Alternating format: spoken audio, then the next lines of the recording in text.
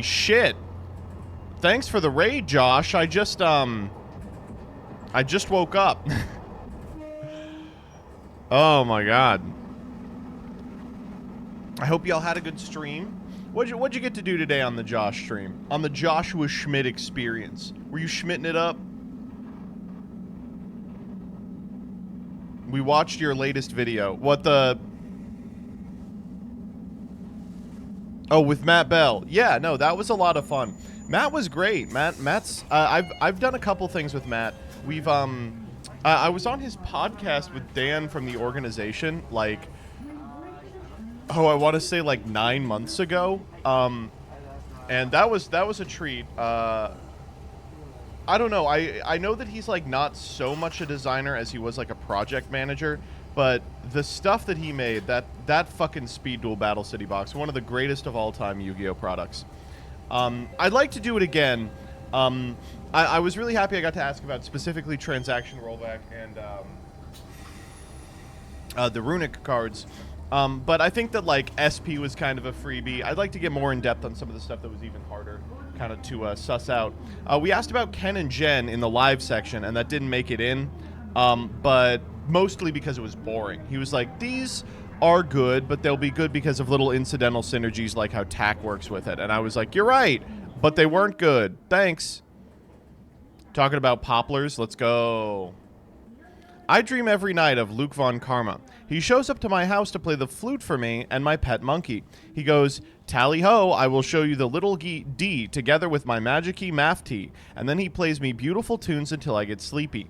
Danny tucks me into bed. I feel very safe in his presence as he talks to me in his calm and handsome voice. Go to sleep, my little bean soldier. I will be your Celtic guardian of the night, he says, as he carefully strokes his magical flute and plays it. Okay, that's take 5, buddy. Cool off.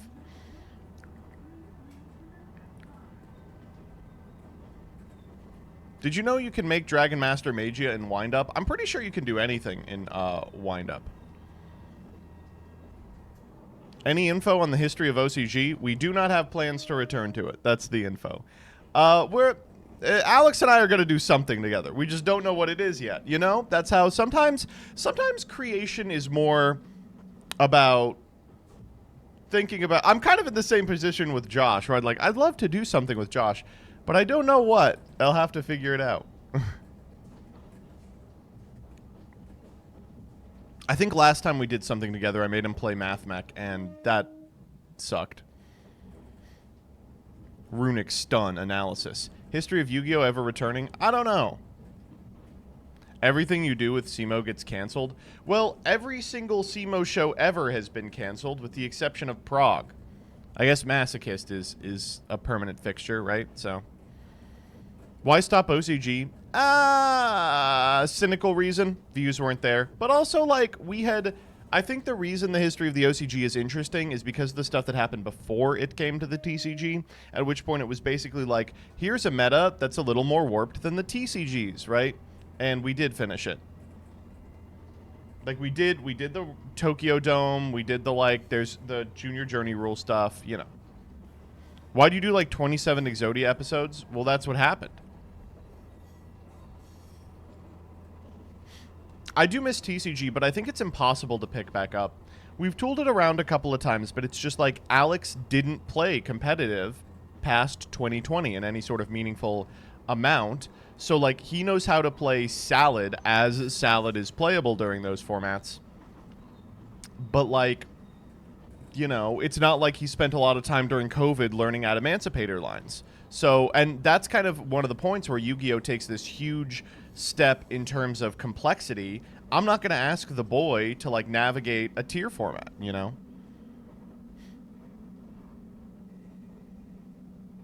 History of Jank was really fun. We're going to figure something out.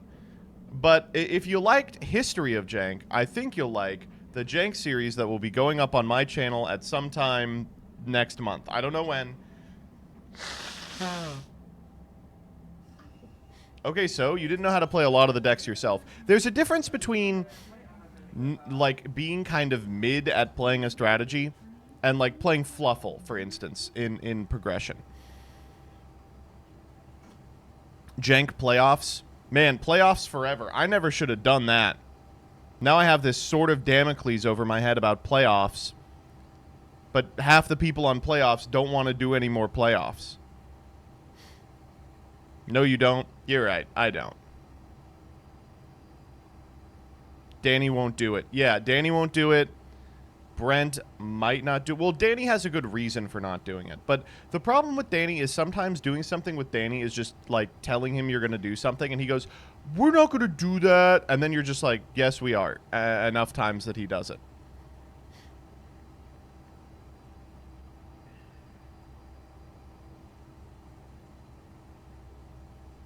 These new YouTubers, they don't understand that sometimes you do a bad series with someone. Sub me in. I'll do playoffs. No, thank you.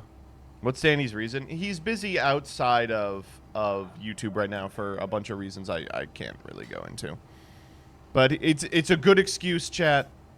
You gotta understand it's a good excuse. Mercs cast playoffs for the first 11 of 10 YouTube video. You know what, Rebecca? I think about your individual stream that resulted from that stream where you, like, you were doing, like, nothing. Didn't you, like, feign jerking off on camera to, like, the Minions trailer for, like, 45 seconds? I think about that constantly, and I'm like, she should have got banned. Like, what the fuck? Twitch is just not checking. No, chat, there was no, like, she was just doing the motions. I should have got banned for, like, 70 things. That was a very fun, like, stream to see if anyone was at the wheel.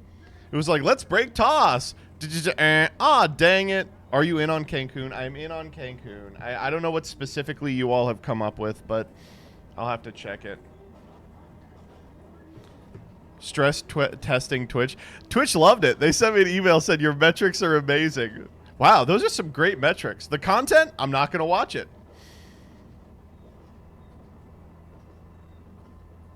Ugh. Time to practice with Duolingo. All right, chat. You want to be here for the Duolingo? I know what you want. You said, Joseph, you better be on that Duolingo shit. Ugh, my life is so hard now. I'm also trying to learn ASL because Jillian is, like, hearing impaired. And we've been in situations before where we're like, we should learn ASL. And it's fucking hard. It's impossible. All right, here we go. De nada. I think that's what? Nada. You're welcome.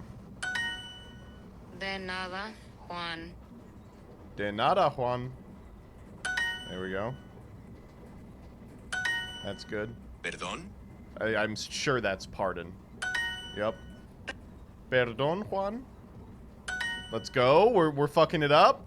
We're going crazy. Lo siento. Lo siento, amigo. I know that one from Ban Ban. Perdón, Luis. Perdón, Luis. I hate when the stupid when the one with purple hair says it, because then when I say it, I do her vocal fry.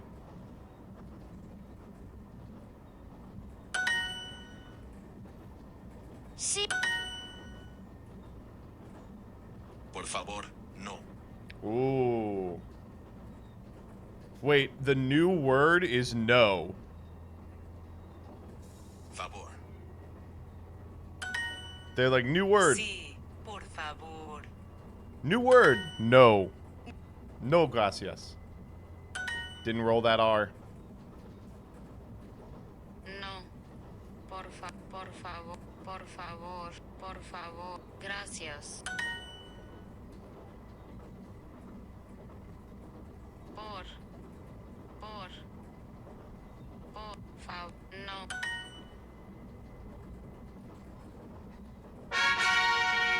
That's right, motherfuckers. Perfect lesson. Speedy 134, 100%. 68-day streak. We're fucking it up. Only 29% of learners extended their streak before you. Way to go. Friend streaks extended with my dad and my wife, but my mom didn't extend her streak. What the fuck? Mom, you better watch out. I've moved down one place in the Sapphire League. I'm in the Sapphire League. How am I trying to... I gotta get out of these fucking leagues. My mom had, like... Oh, man. My mom is a Duolingo power user. She didn't have Super. If you've ever used Duolingo without Super, you know that it is impossible. But she would do it. She would just, like, as lives would come back online, she would do them. And she, I think, has a streak that is bordering on 10 years. But every time we bring it up, she gets mad because she had a streak that was at, like, 300, and then she got in an argument with my uncle that lasted so long, it prevented her from getting her streak done on time. But she is always having anxiety about being in the Diamond League. Being in the Diamond League in Duolingo is like a full-time job. Like, you have to be devoting like an hour a day to a lesson if you want to retain motion in the Diamond League. That shit is impossible. And so she was in the Obsidian League for a while and really pissed about it. Full-time equals 1 hour a day. That's 7 hours a week. What are these leagues? It's gold, silver, platinum, and then it's like sapphire, ruby, emerald, fucking... It just, you know. There's like 12 leagues. Random off-topic. How did you get into the Elestriad? They reached out to me. I didn't do shit.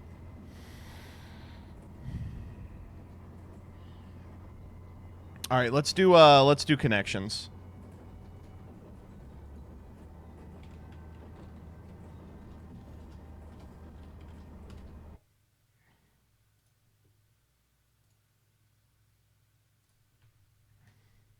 Okay.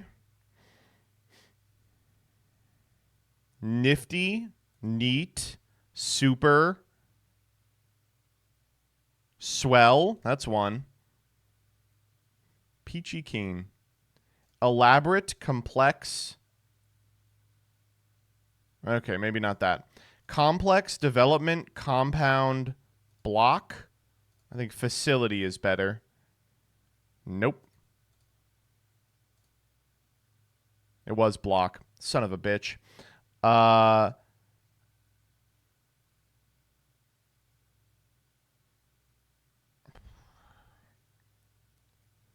Elaborate, expand, specify, explain. And then this is, you have the knack, the gift, the flair, and the faculties. All right, that was lame, I gotta say. That was not good. Let's do the Wordle. Oh, yesterday we struck gold with penis. Okay, it's still looking good today.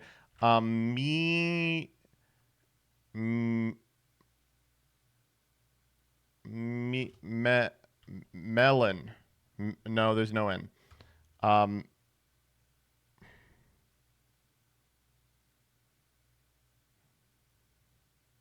want some vowels. Melange, the spice that makes space travel possible. Mealy? Yeah. Oh, that was good. No.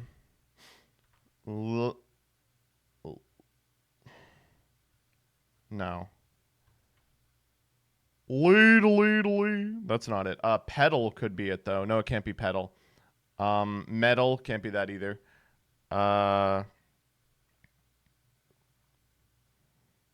I don't know.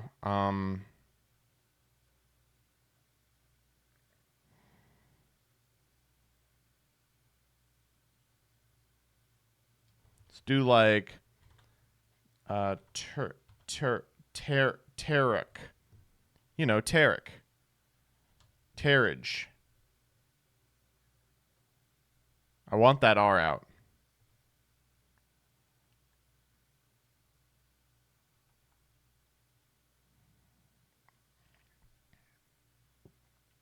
What if it's like delay? No, there's no Y.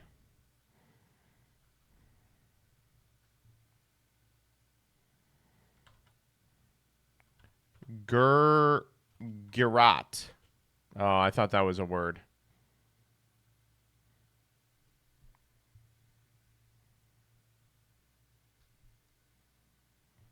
Gerald.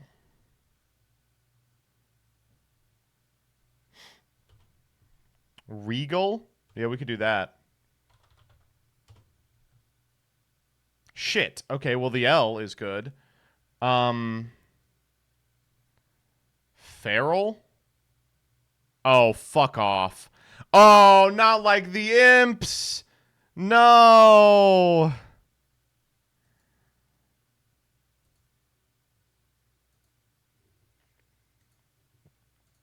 Regal into feral is kind of cool. It's like King Feral.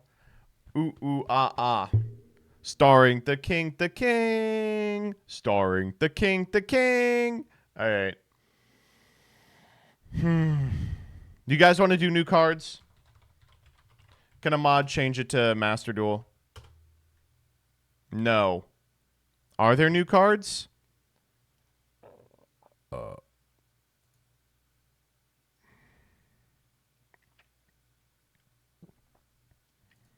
Freaks? I'll click your stupid fucking thing. Why not? Nothing to hide. Which I love this TikTok. We'll watch this together, though. I have nothing to hide. Which is a shame, because I love hiding stuff. I love making or buying secret hiding places. So, like, I love hollowing out books. And, you know, people either say, well, probably you'd hide drugs in there. Well, I don't do drugs, but I do take Flonase for my seasonal allergies. So I put those in this one, because that kind of feels like doing drugs. But my whole apartment is filled with stuff like this. Like this totally normal permanent marker. Well, it's actually hollow, and inside is a smaller permanent marker. Now, this, obviously, is a copy of Inside Baseball, which is a perfect place I figured out to hide my tiny baseball. This is a normal-looking giant bolt that I just keep in my closet. You can screw off the bottom, and you can fit a tiny vial in there, which is perfect for... That's my Claritin. That's my other allergy medicine. There is nothing cooler than a wall safe behind framed art, and I'm not allowed to poke holes in my wall because it's a rental, but this is a picture of a wall safe, which is almost as good, since I wouldn't have anything to put in the wall safe anyway. In the fridge, I've got a totally normal-looking Dr. Pepper, but of course the top screws off, and inside that is my Benadryl, or Bennies.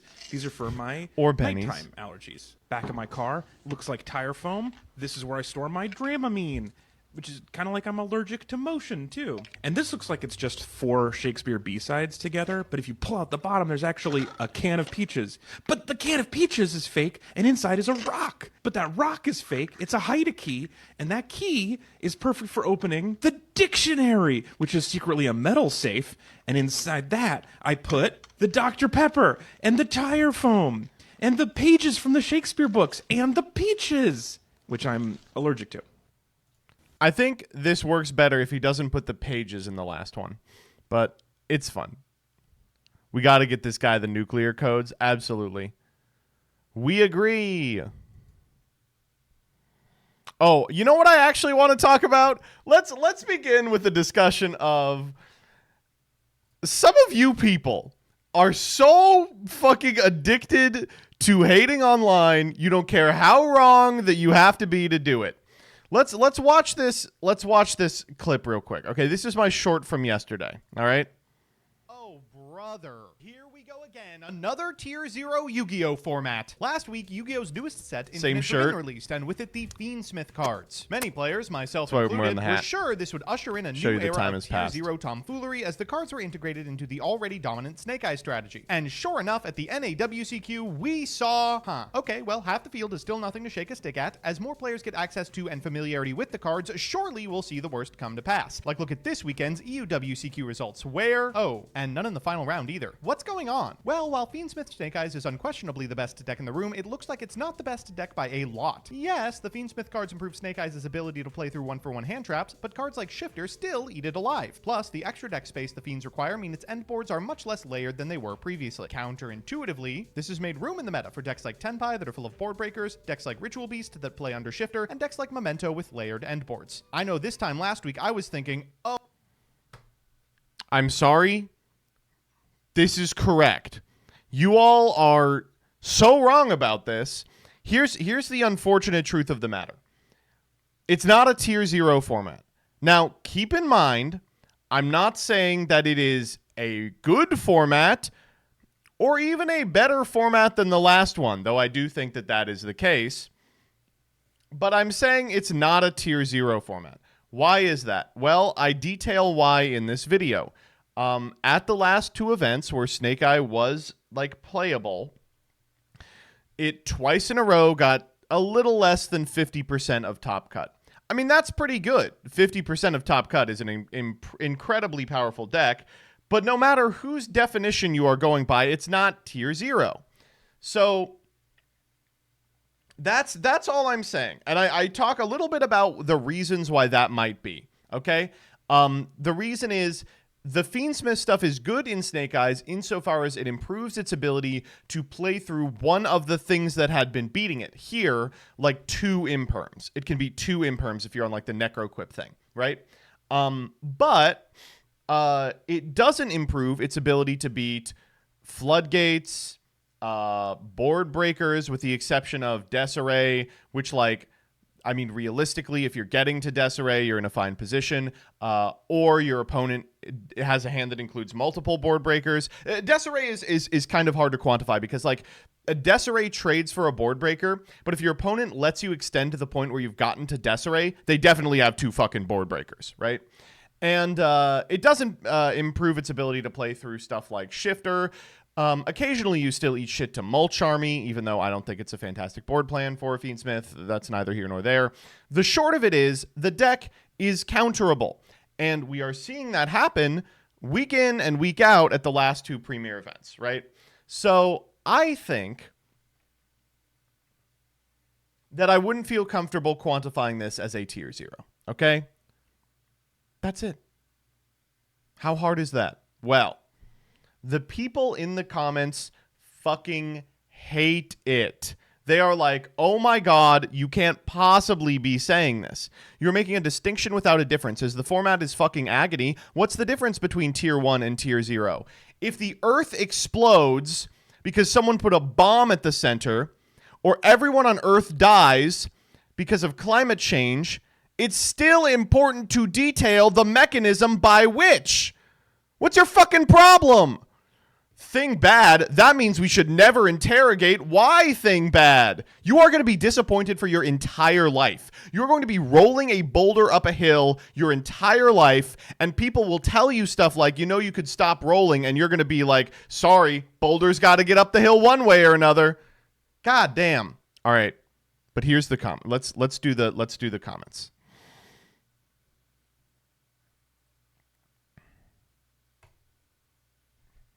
I really do think this is skewed by price and availability. The Nationals was so soon after the set released, there's no way everyone could have gotten their hands on the cards in time. Lemlem35. Thank you so much for engaging with this post. Thank you so much. This is the kind of comment that I want. I want to get a comment that if it disagrees with me, they're going to be like, you know what? I actually think I have a good explanation for why you're wrong. This is a pretty compelling explanation. I'm like, okay, that's interesting. I could see that. I don't know if it's true. I don't think there's really a way to quantify it, but I do believe there are some people who weren't able to get the cards in time and didn't play the deck as a result, or who were priced out of the deck. I don't think that number is 0. So you know what? Thank you for the comment. That was a good one. And no surprise, it's the top comment. The people have made their will spoken. Let's read the next comment. This feels like a similar sort of situation where the Salamangreat Stalio ban turned out to be an improvement to the deck and not a detriment. Fantastic explanation. Thank you. What's the third comment? As someone who primarily plays Magic, the idea of looking at a top 64 chart that's 70% the same deck and 75% of decks playing the same sub-engine in Fiendsmith and going, oh, thank goodness we avoided a tier 0 format is kind of bonkers, TBH. I get it. I hate to be like this. I've spent so long saying you people are allergic to Magic the Gathering, but now I understand your hatred. Shut the fuck up. What are you talking about? Firstly, you are in no position to be talking about 50% of a top cut looking like the same deck, okay? Because currently, but secondly, I don't understand why that's impossible. I can't look at a deck that's 50% the same deck in Top Cut and go, thank goodness we avoided a tier 0 format. Why? We did. No matter the definition. There's no way you could conceptualize that as a tier 0 format. Also, 75% of decks playing the same engine, you're talking about 6 cards. You're talking about 4 main deck cards, 1 card you play to enable the main deck card, and then some guys in the extra. Or, depending on the deck you're playing, very few guys in the extra. What are you fucking talking about? What's your problem? 75% of decks playing the same engine. It'd be like, I couldn't imagine looking at a Top Cut where 75% of the decks were playing blue. What do you mean? Joseph really showed us a pie chart with 50% Snake Eye Fiendsmith representation and went, nah, this deck's not as dominant as we thought. Yeah, because we thought it would be more dominant. You've explained the conceit of the video. What do you? Oh, this deck's not as dominant as we thought. It's only 50%. Wow, that's ridiculous. Why? We thought it would be more dominant. Snake Eye was more dominant before that. What's your problem? MBT, this take is insane. For one thing, the Fiendsmith sub-engine is 64% of that. Holy, these people. Oh, well, actually, Fiendsmith is tier 0, despite the fact that Fiendsmith is just cross-out designator in Snake Eyes. It's not. You don't have to tell me it's not. I'm being hyperbolic to show you why this person is wrong. And also, it performs a completely different role in different strategies. In Memento, you play Fiendsmith to get to your worst combo. In Snake Eyes, you play Fiendsmith to send Angel of fucking Blue tiers. It's a different card for different decks. What's your problem? And Tenpai's ability to go into the matchup favorably due to Shifter doesn't mean the format is healthy. 1. Tenpai's ability to have a favorable Fiendsmith matchup is not a result of Shifter. It's a result of many things, including the fact that they get to play a bunch of breakers, which the deck is uniquely incapable of beating anymore after removing all the fucking non-engine for Fiendsmith cards. And 2, who said it was healthy? Who said it was healthy? Did anyone say it was healthy? Do you see the word healthy anywhere? What are you fucking healthy? What do you mean healthy? Healthy. It's so healthy. Even modern players are making fun in the comments section. Yeah, well, guess what? We're making fun of modern players. You people are dumb as hell. You want to talk about spending $2,000 on a deck just to play a tier 0 format? Welcome to the fucking club, buddy.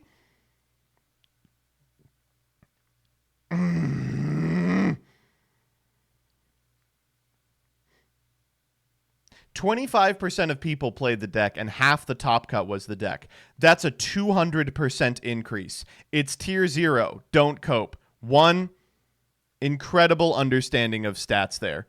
Really fantastic understanding of stats. That's math. 2, do you understand how many decks over the course of Yu-Gi-Oh's history are represented at about 15% in Swiss and 50% in Top Cut? Do you get how this game works? What's your fucking problem?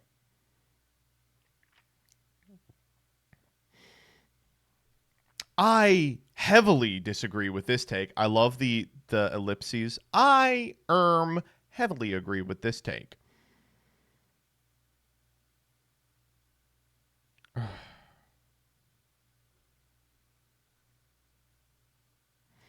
Bruh. Just because one deck didn't win at all doesn't mean we aren't in a tier 0 format. Most of Top Cut shares 70% of their deck, which is mostly just the same hand traps as usual. Ah, the true tier 0, Ash Blossom. When you look at everyone's playing Ash Blossom. Yeah, no. Absolutely not. The top decks are extremely expensive and can do super uninteractive shit.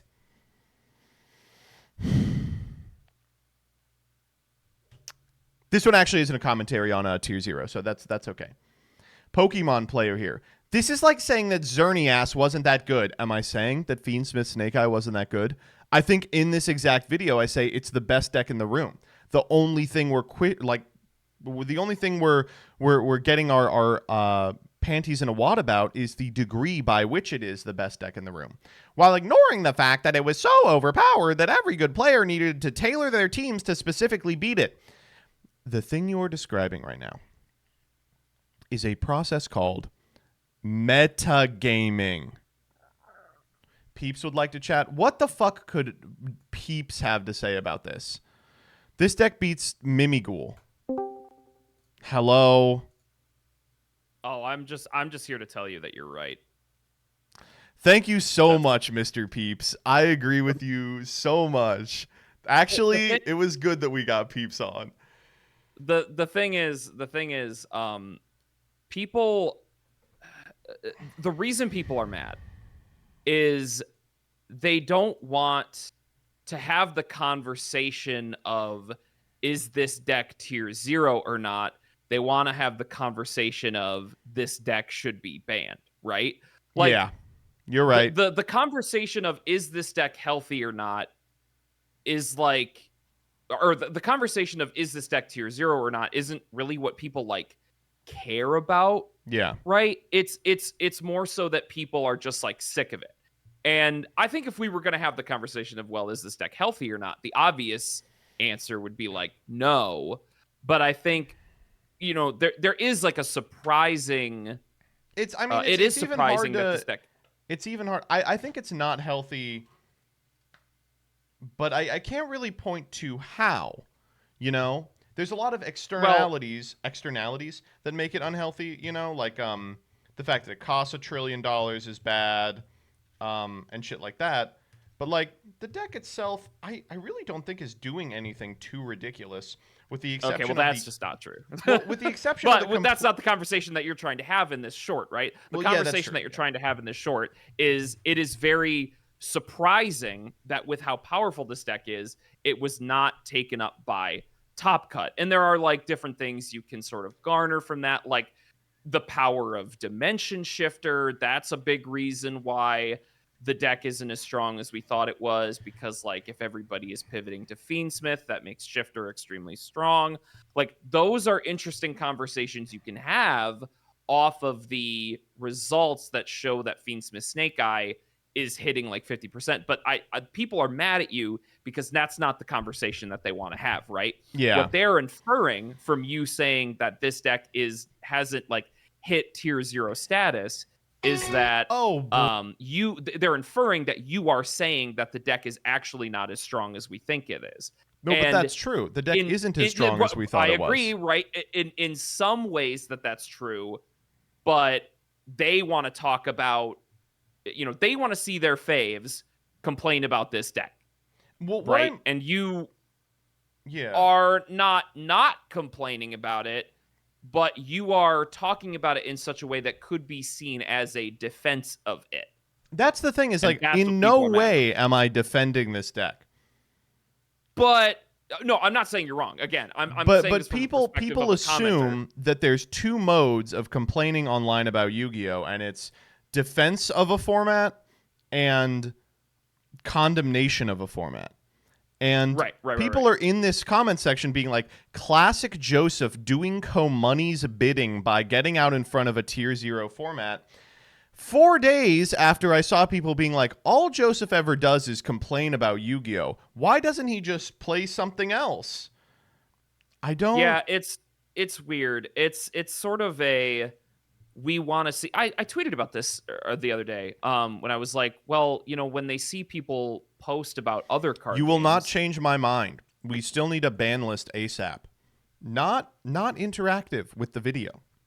Yeah, like that's like I agree we need a ban list ASAP, and I would also, agree that this deck is unhealthy, and we can have a discussion about that, but I do find it surprising. I mean, we were talking at Nats, we were like, oh my god, Fiends and Snake Eye is going to be like 80% at least. Like, I think you even were like, I would be comfortable saying 85 of Top Cut. Yeah. And then it just wasn't. Yeah. And discussing the reasons as to why that is, I think is very interesting, right? I think it is interesting to say, like, Dimension Shifter is so strong that it can take one of the strongest decks in the history of the game and make it so it doesn't breach 50% of Top Cut representation. Well, I'd like to push back on that too, because I think a lot of the weaknesses of Fiendsmith aren't specifically Dimension Shifter. Shifter's great against it for sure. Oh, yeah. But the modern variant of the deck does have kind of a problem with 2 board breakers instead of 2 hand traps, or a combination of like evenly matched and something to check the disarray. Because the deck now plays Fiendsmith cards, it has a weakness to the bestial monsters, which are so much better. Oh, true. Than, Yep. they're True. so much better than other hand traps that like you can occasionally just grind them out with engine if you resolve a Magnamut over the course of their combo. Like, I think there's a lot of things to say about how Fiendsmith has changed the game at the expense of the ability, like, okay, now 2 Veilers doesn't actually do anything. But, like, I think that discussion is something that the YouTube Shorts audience is not capable of engaging with. Yeah. They just want to see their faves also complain. And like, I'll do it, I'll complain. But like but the idea of like discussing a format's diversity cannot be done through in people's perspective. Like, you can't talk about how interesting a format's diversity is without also talking about the health of the format, right? Like, yeah, they're unwilling to separate those two discussions, and I think that's why people are upset at you for this short. I think they're wrong because, you know, as you said before, we were not talking about the health of the game, we're talking about the diversity of the format. But they're not willing to separate those 2 points. I do like this one. 7 out of 8 spots in top 8 were Fiendsmith Snake Eye. Last one was Mimighoul with a small Kashtira package because it let them run Shifter. What WCQ did you watch? Yeah, I think I'm pretty sure that was not what happened. I'm That was I'm not crazy, right? yeah. Yeah, I don't know. It's this Halifree. I think Come dude, on. Halifree is crazy. Halifree is That's good. Jax and I That's a already good talked one about though. that. But I don't know. I think it's 80-person I think regional, by the way. Incredible. No shot. I'm actually no pulling it up. One... Did you see that guy's profile? He's like, yeah, I played Rabbit, but I forgot to put the statue in. Yep, I saw it. No shade to that guy. Look, 80-person I regional, they were not fucking with us. And also, it wasn't 7 of 8. It was 6 of 8 with a Ritual Beast in second. Let's check out the winning Snake Eye list. Let's see how this looks. Oh. Looks pretty heads up. I like the cross-out designator in the main. That's like, it's coming back, baby. Oh, great. Yeah, I don't know. It's just, I think analyzing how people consume content around this game is like very interesting, or how people like discuss this game is very interesting, because it's pretty like known at this point that most people genuinely just like despise where the format is at right now for various reasons, and there are different things that we can talk about as to why that is. But you're right. I think like, okay, and like even though the Fiendsmith engine is so strong, it's very interesting how like the Bestials are causing a lot of that problem. I don't know. There's just so much. For what it's worth, I'm looking at a comment right now that I think does a pretty good job of encapsulating what my personal problem with the format is, which is, you know, they say, thank goodness we don't have Tier 0 Snake Eyes. Let's look at the other members of this diverse metagame. We have Tenpai, a coin flip shifter deck. Yubel, the other, though admittedly interesting, pseudo FTK Fiendsmith combo deck. It's not, but sure. Runic Stun, Ritual Beast, the deck that either FTKs with Protoss or ZTKs with Shifter. Gimmick Puppet, a literal FTK deck. And Branded, the deck that FTKs with Sanctifier. And it's like, okay, like, that's a good point. Like, all the decks that are playable do beat Snake Eye Fiendsmith, but they do so by just killing them before they get a chance, or activating Shifter, or putting up a Floodgate. And I think a lot of people are like, oh, but that's only because Fiendsmith is such an incredibly adaptable, expansive combo deck that they have to. And to you, I want to say, Branded was playing Sanctifier since release. You know, they've been puppet locking the entire time. I don't think it's Fiendsmith's fault that all of these decks have tools that are functionally auto wins. Yeah, we're back at a point where it's like the strongest deck in the room does absolutely everything, and then the other decks that are viable do a bunch of like really unfun non-game shit, right? I mean, I would argue that all the decks in the room do a stupid, unfun non-game bullshit, And the best deck in the room is the deck that is adaptable enough to beat some of those non-game states. Right. Yes. Like, exactly. which is kind of a terrible place to be. Like, saying that out loud, Right. It's like, oh, that sucks ass. Like, why would you ever play anything but a Fiendsmith deck, if only because you're on so many hand traps that you sometimes can beat Gimmick Puppet, right? Yeah. Yeah. It's tough. And that's why a lot of people... But then again, your video was not about the health of the format. It was about the diversity. Yeah. How the reasons for that diversity not even being... I mean, it was somewhat included in the video, but that's a point that how does people Ubel just make don't wanna engage non-games? with. Sorry, when I say the deck that is making non-games, the two that I am not talking about are Snake Eye Fiendsmith and Ubel Fiendsmith. Yes. And it's and if we even want to be a little critical of that, we can even argue that they create non-games because of how many hand traps they play and how strong the board that they set up is. I'm not calling a game in which nuanced. you sling 5 hand traps a non-game. Fair. Me when I lose a game, okay. oh, that was a non-game because I lost. That's true. Fair enough. All right, point. That's noted. It's All right, Rocket that's Tag. it. Okay, but like Yu-Gi-Oh is Rocket Tag already, right? I just wanted to come on and further defend you for this. Yeah. Now, if we want to argue about the health of the game, that's something we can do another time. But I got we wouldn't argue. I think this format is very unhealthy, but okay. I also think that Fiendsmith Snake Eye is not tier 0, and there's a bunch of options in this format. I just don't like the play styles of any of them. Yeah, exactly. Right. Okay, that's it. Bye. And notably,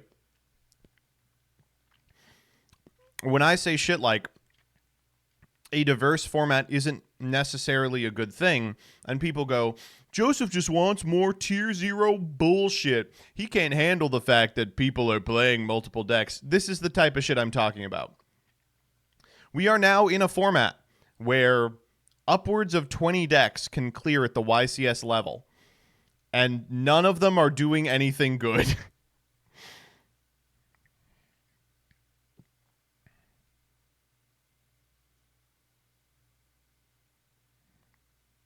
I don't know why people are so ready to include Ubel in like Snake Eye. They're like, Snake Eye and Ubel are the same deck because of the Fiendsmith. Is it fair to say Konami was right to let the format develop itself post-info before releasing a ban list? Oh, for sure. Imagine if they pre-hit some Snake Eye cards and we had to live with Gimmick Puppet FTK mirrors for 4 months.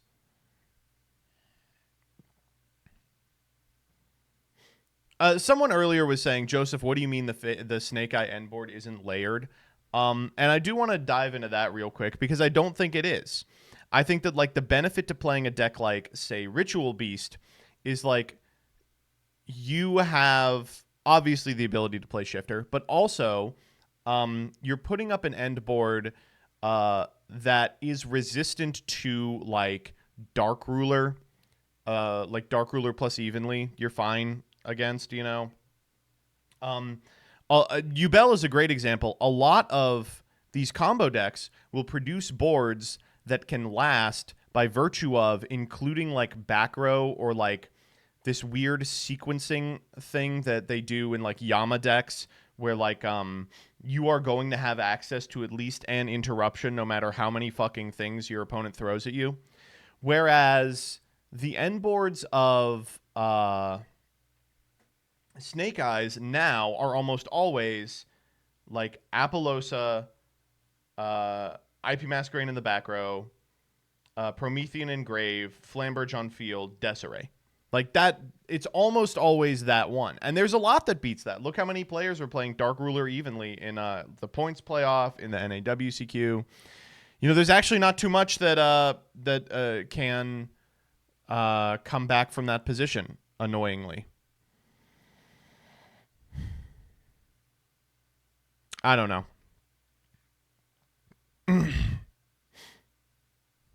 Was Promethean a mistake? That's the thing is like, can I be that mad about the existence of cards like Promethean when the top decks that aren't Fiendsmith Snake Eyes are just like, watch my Shifter, watch my field spell that makes everything a towers, What's your favorite deck in the format? Snake Eye Fiendsmith. Are you ready to hear why? You're going to hate the reason why. You're going to hate the reason why. because it gets to play Yu-Gi-Oh!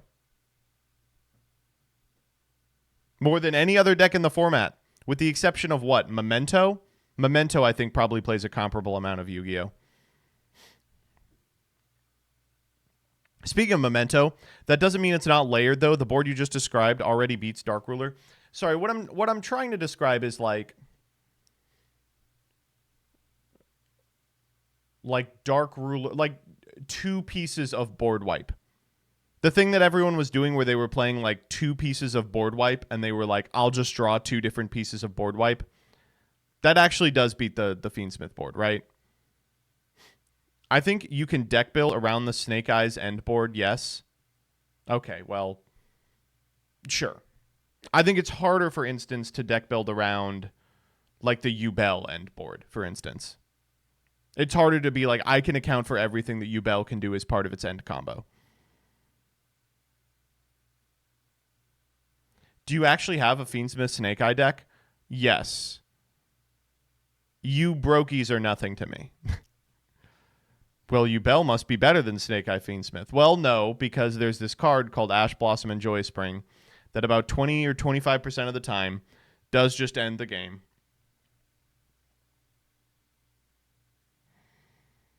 Are people doing that stupid Blue Tears shit still?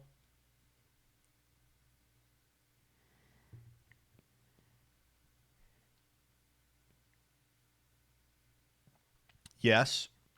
I was really hoping that was going to be a week 1 thing. Mostly no. Oh, thank God.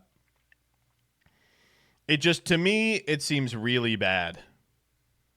But I would be willing to be wrong.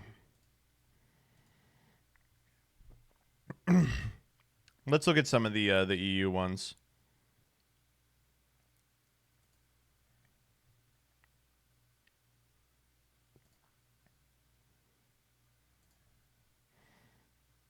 Zolu. How do we not have decks?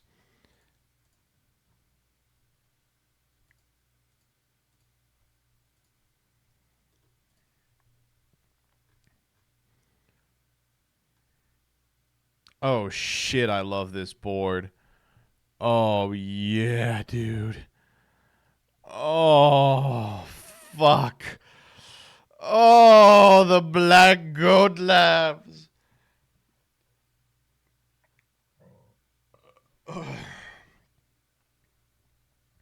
Oh, the black goat. It's laughing. This deck is playing none of the Oak DK stuff. It has taken out Zealantis and Raging, and it has also taken out Access Code. It is just playing Phoenix Necroquip.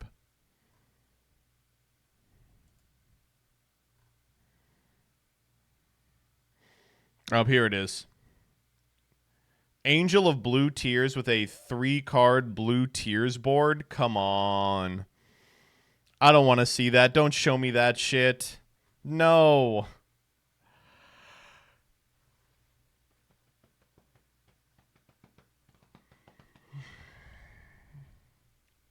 Anyway, I would love to see Beatrice ban. Oh, Rescue Ace. What the fuck? Rescue Ace in top 16? Huh? Okay.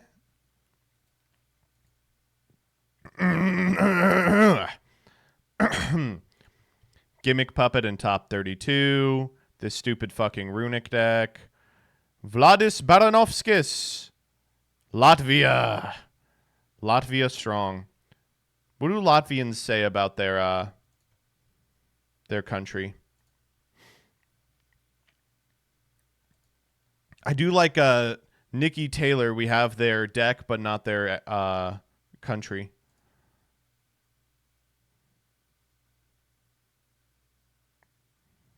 Aerial Eater. They said it's Aerial Eater. God damn. I mean, look at this. It's stupid, but like, tell me you don't get like a little hard looking at this.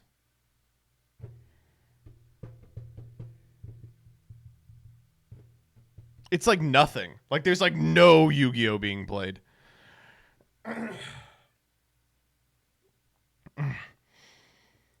How many hand traps you playing? 1. Oh, I guess I'm playing Maxi.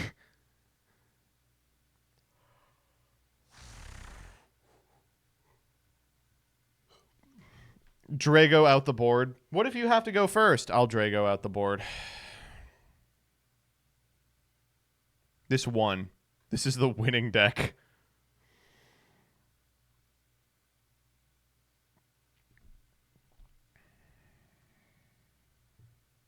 Oh shit.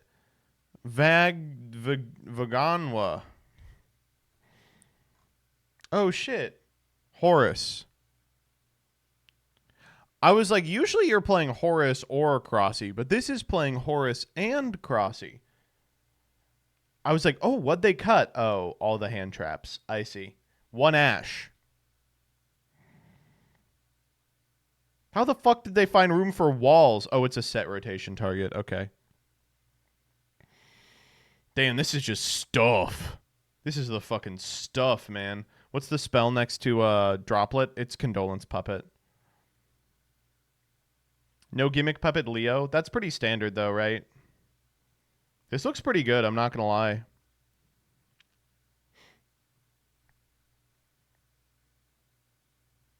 Sandalphon. Realistically, why would they even worry about playing hand traps? Sometimes you got to go second. But I like the concept of, like, if I go second, I'm just going to Horus him out. Fuck it. This is the Josh list. Oh, my God. Jesus Christ. Okay.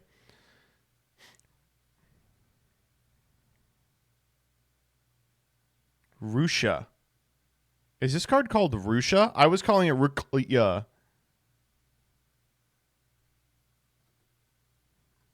Fiendsmith Memento. They call it Fiendsmith Memento. Okay, is Vlad still in here? This one goes out to all my Memento players. How do you guys feel about Fiendsmith in Memento?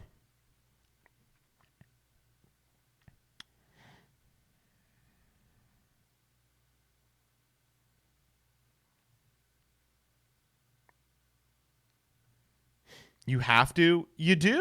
Because I don't know. It feels like it's like, don't worry. I can get you to the worst combo possible. Here, I'm going to go find Vlad. We'll look at his instead. The deck just doesn't have extenders. Oh, okay. If it's just for extension, I could see it being... Okay, Vlad's list actually looks really good. Every time I see the Vlad list, I'm like taken aback a little bit. I love the Singleton Anguish is so fucking good.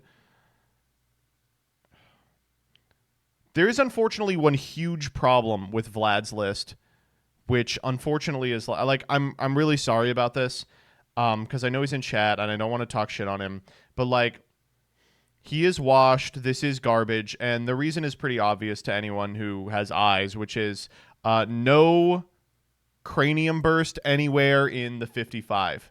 Where is Cranium Burst? What the fuck? What's going on? It's 5 negates. What's your problem?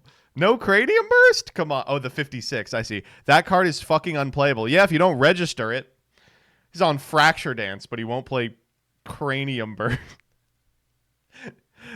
Do you know how many arguments I've gotten in about Cranium Burst? Legitimately like a dozen. For the record, I agree that Cranium Burst is not good. I think it's a bad card. But it's so funny to argue about.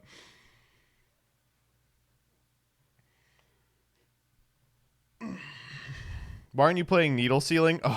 CJ, is this a Peeps reference? Are you referencing Peeps right now? Yes. Do you understand what testing with Peeps is like? It'll be like Peeps will offer a card, and I'll be like, okay, let's explore this. What are like your use cases for this card? And he'll be like, well, I set monsters. And Needle Sealing doesn't pop the set monsters. It's like, that's cool. That's okay. Do you find yourself in a position often where there's 4 monsters on field and you have to remove some? He's like, not really. I'm like, okay. What if we tried something else in that slot? Or let's play some games with it. And then like, we'll do some testing and he'll talk himself out of it. He'll be like, whatever. And then the next day he'll be like, I registered Needle Sealing. I had to do it. I had to register Needle Sealing. It's in the deck.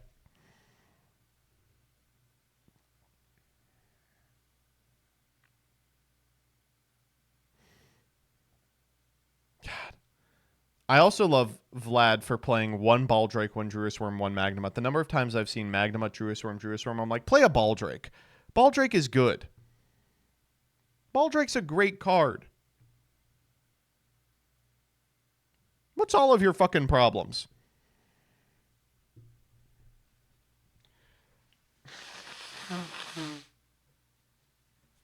Yet he finished with the same record as you, curious white boy. Oh, congratulations, peeps. Your deck building was so good, you had the same record as a YouTuber. All the Bestials have fun names. Baldrake. Saranir is kind of a whack name. That's why he's not in here. He is a YouTuber. I don't see the uploads. I don't see the uploads. You're going to hate where I've ended up with the deck now. I don't think that I will hate because if I ever see you in tournament, you've just donated around to me. Where are the uploads, peeps? He says he's a YouTuber. His most recent upload is on the LVK Clips channel. They're coming. He peaked with the Tistina video. He will never have another video as good as the Tistina video. Add him. Bald Drake. That's stupid. I'll do it.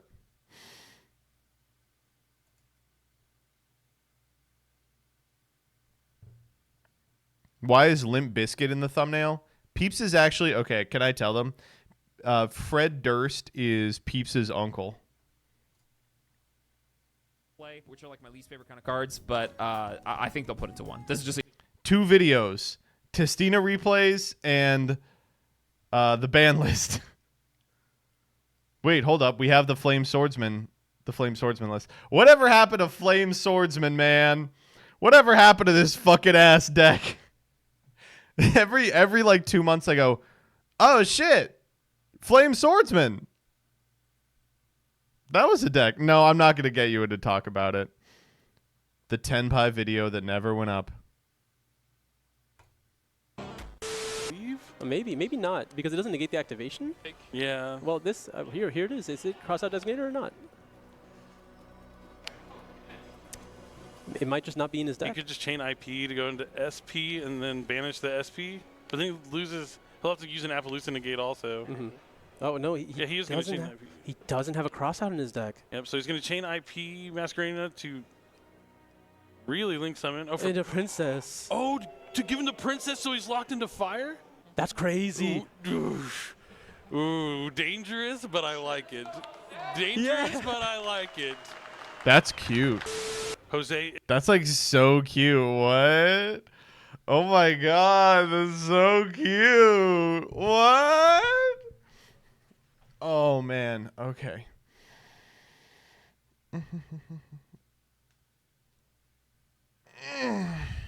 What if we gave them Armor Horn? All right, let's do new cards. Are there new cards? I feel like there's not.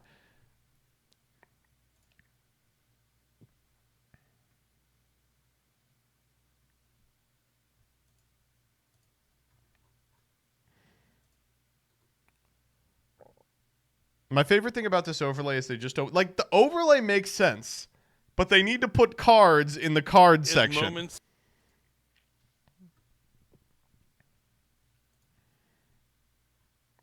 The remaining cards. Okay. That's something.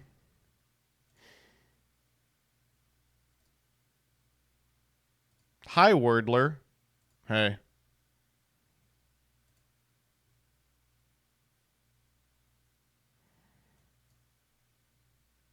Wow, there's like nothing.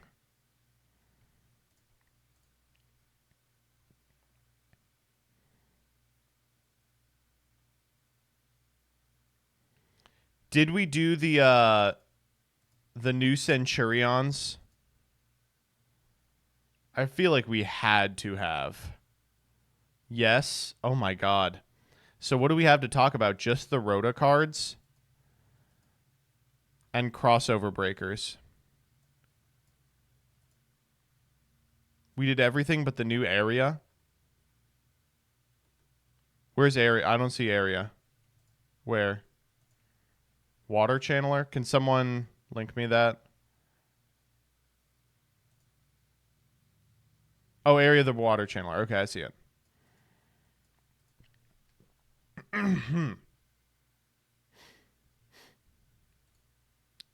It doesn't work, Rebecca. It doesn't. We tried that in the past. Ready? New cards, PogChamp. New cards, PogChamp. First and foremost, important, 2 new hero support cards. If you play Rush Duel, you are eating well. Here in the disgusting land of the TCG, we are just consuming slop. Yummy slop. But in Rush Duel, they get everything, including 2 new hero support cards. First up, we have Fake Neos, including a man who appears to have killed and decapitated Neos.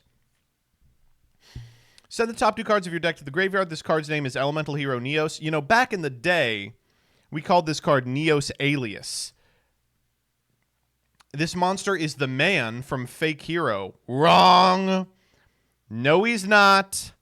No, he isn't, because as you can see, his underwear is not out on this picture. You know they censored this one? This is the lost art print. Lost art print. They found this guy's underwear. That was the lost art. What's the English print? You ready? It's just him. He's in oversized pants. He is not filling out the ass on those things. Next up, A Hero Descends. Folks, that's a Homestuck reference. And choose up to a total of 2 monsters in your graveyard whose total levels are 7 or less, and special summon them to your field in defense position. Also, monsters you control can't attack this turn except warrior monsters. This card is probably based on A Hero Lives, which would be called A Hero Arrives. Oh my god.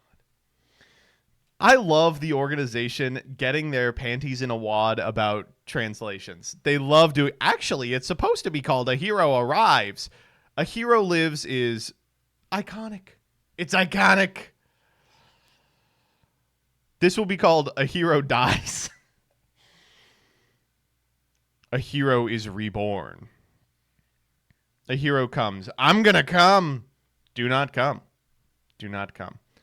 All right.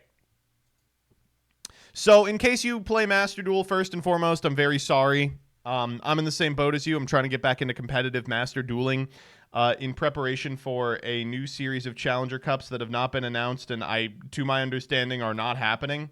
I don't know. I guess I just like punishment. But they've just updated the FNL and they released a new selection pack. The FNL is nothing. They've limited Heavy Storm and unbanned Snatch Steal. I've been a long-term proponent of Heavy Storm coming back to 1. I think if Harpy's Feather Duster is at 1, it's no big deal. The fear is that you can turn off your own floodgates, but in a world where Snake Eyes turns off its own floodgates every turn, I don't think that's too big of a deal. You could also just ban the floodgates. That would help. But the new selection pack is called Master Saga, which is why I had to talk about it. You can only open it in multiples of 20. All right, next up. New deck build pack, Crossover Breakers. We know a little bit about this set. I think the theme that everyone's excited about is this one. It's the Alice's. It's like Alice in Wonderland, but also the word malice. These are neat, and they're cool, and they look nice. Next up. All right, actual card. We finally made it to an actual card 6 minutes into the video. Wash your enemies away with Area the Water Channeler. Area, are you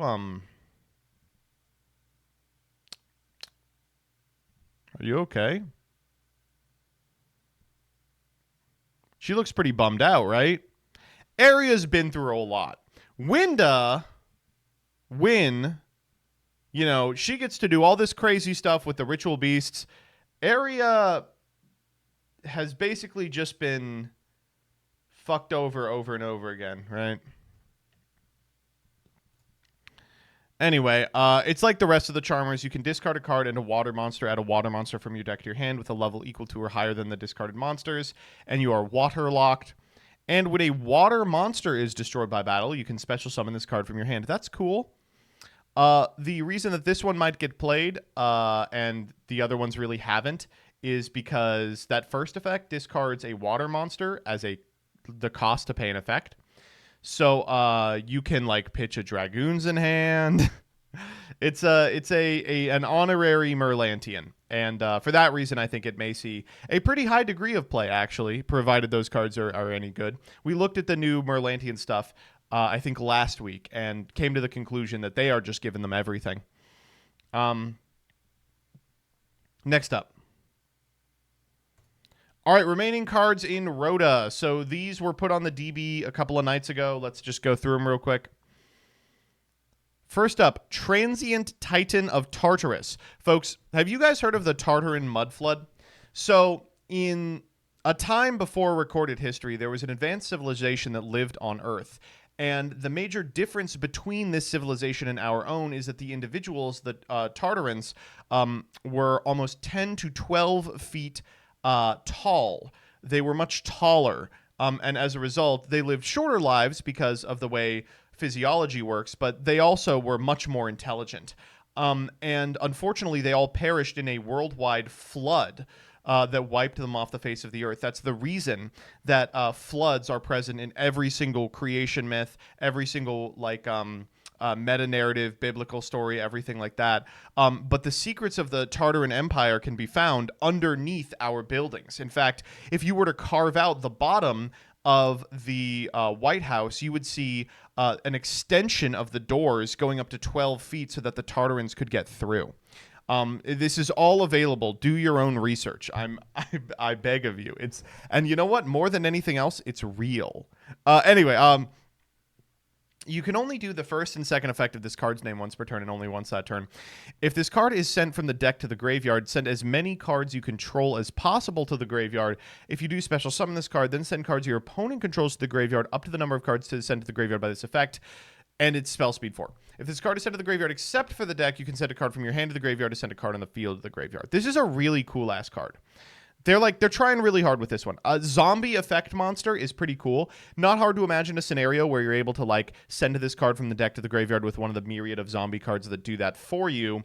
Then send your entire field to the graveyard to eat your opponents in a position where they can't interact with you. And then guess what? You're a fucking zombie deck. So you can go ahead and activate Mizuki and bring all your combo players back. Also, this card is sent to the graveyard except for the deck. And its typing means that it plays really well with the Vernisylphs.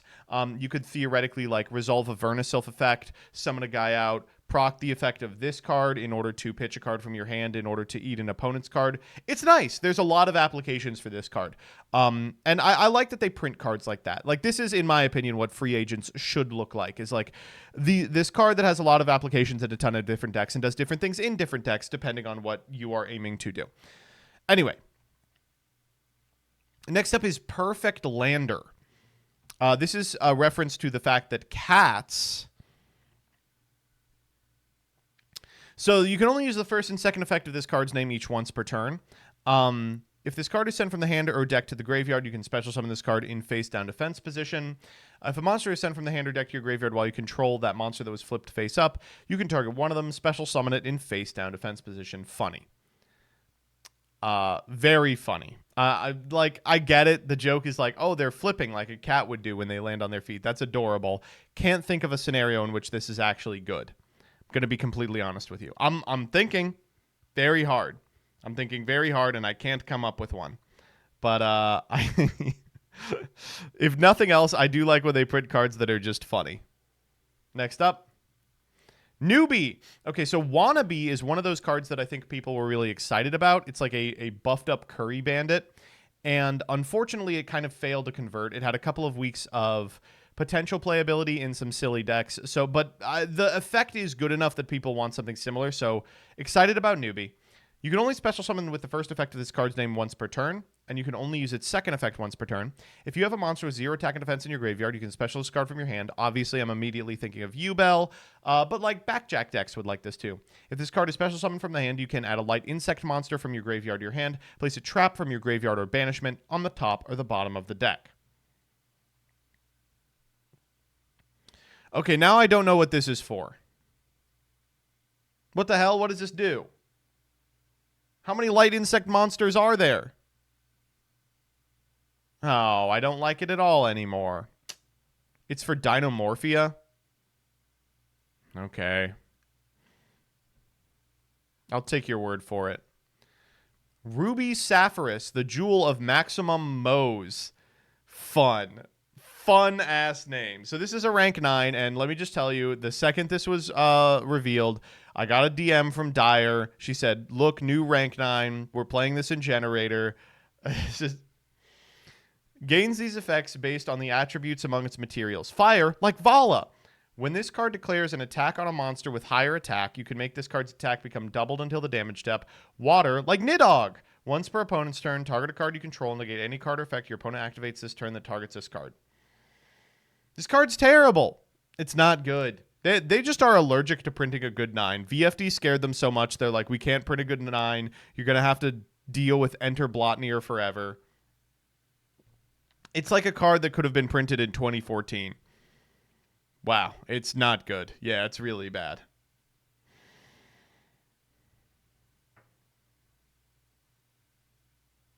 Token Alliance.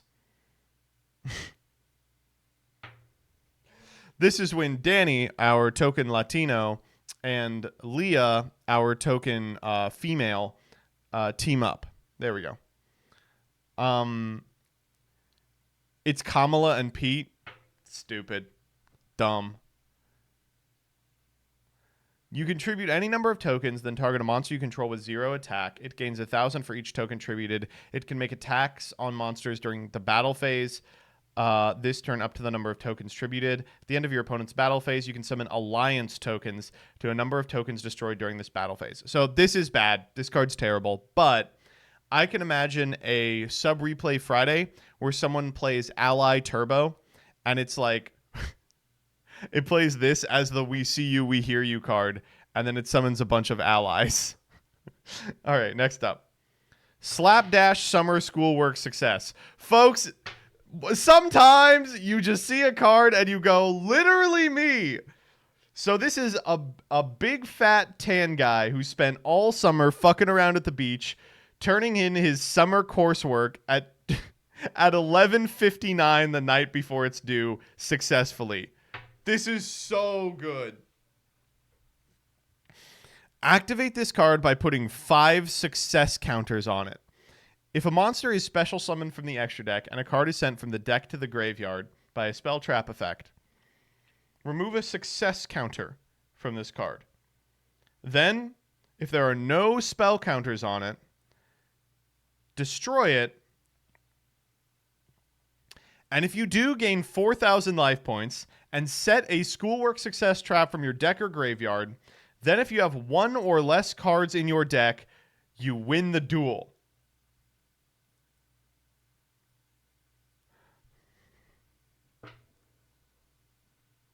We will be playing around with this card. We will. I'm not going to lie. This card, I think, the fact that your opponent has to proc it a number of times probably means that it's not good. But you can't read an effect like Laboratory Maniac and think, oh, I wonder. I'm thinking, dude. The wheels are turning. The wheels are turning. Thespian staging this. True. What is schoolwork success? I think that it is just this. I think schoolwork success is just this card. Like, you have to play a second copy. I just searched schoolwork success. Let's read the text of this real quick.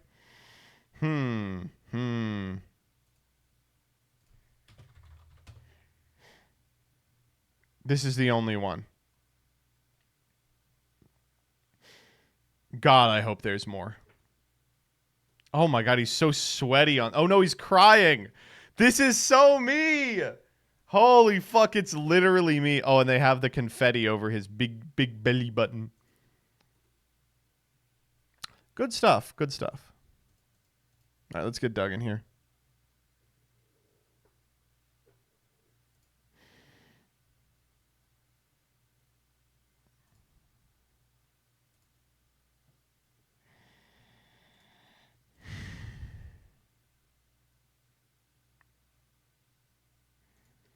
Douglas Zeef. Douglas Zeef.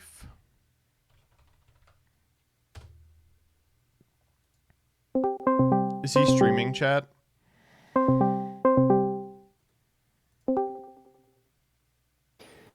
Hello? I'm in the house like dogless. How you doing?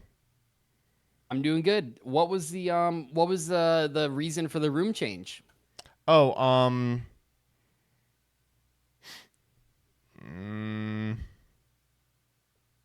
you know, we're just shuffling around rooms. Oh yeah, I could. Okay, sure. I was I could told see to tell shuffling you around happy rooms. birthday. Oh yeah. Run it. What a birthday it was. We played through the fabled solo mode. We Did they- pulled Dragon Master Maggio without spending $500. I mean, it was just a great day. Did they release it for your birthday? One day after. Like, I'm not saying I would not be so egotistical to assume that it was. You were like, know, Mr. Konami, I'm calling in one last favor. well, it's just so random. Like, I don't know. And like, yeah, sure. Last year on this date, the Altergeist support released, but that doesn't necessarily mean anything. Who's pulling the strings? You all talking about the Rothschilds. You need to be talking about the Zeefs. Yeah, I think it's less likely that there was like an overwhelming. Look, I don't think I had any part to play in this. I do think it's like I think if there's enough releases throughout the years, it just coincidences pop up. But I do think it's a very funny coincidence for like three things happening at the same time: my birthday, Master Saga pack, Fabled solo mode, and Pet. Like, I don't know. It's probably normal. Okay. So we have one more episode of this. This is it. Thank the And fucking then- Lord. I mean, oh no, not so soon. Not so soon. Next time we're moving to the solo mode structured X. I hope you guys are really excited for that. Yippee! Although in hindsight, I don't know. I haven't looked at them too much, but maybe the solo mode decks would have been better because I think they're bad. I think they're not good. I don't know. I haven't really looked at them. I think they have like 3 ofs, right? I don't know. Does anyone know, chat? I don't. A lot are so bad. Well, see, that's what you're looking for, right? Bad decks. But anyway, let me share this with you. Structure deck shuffle 2.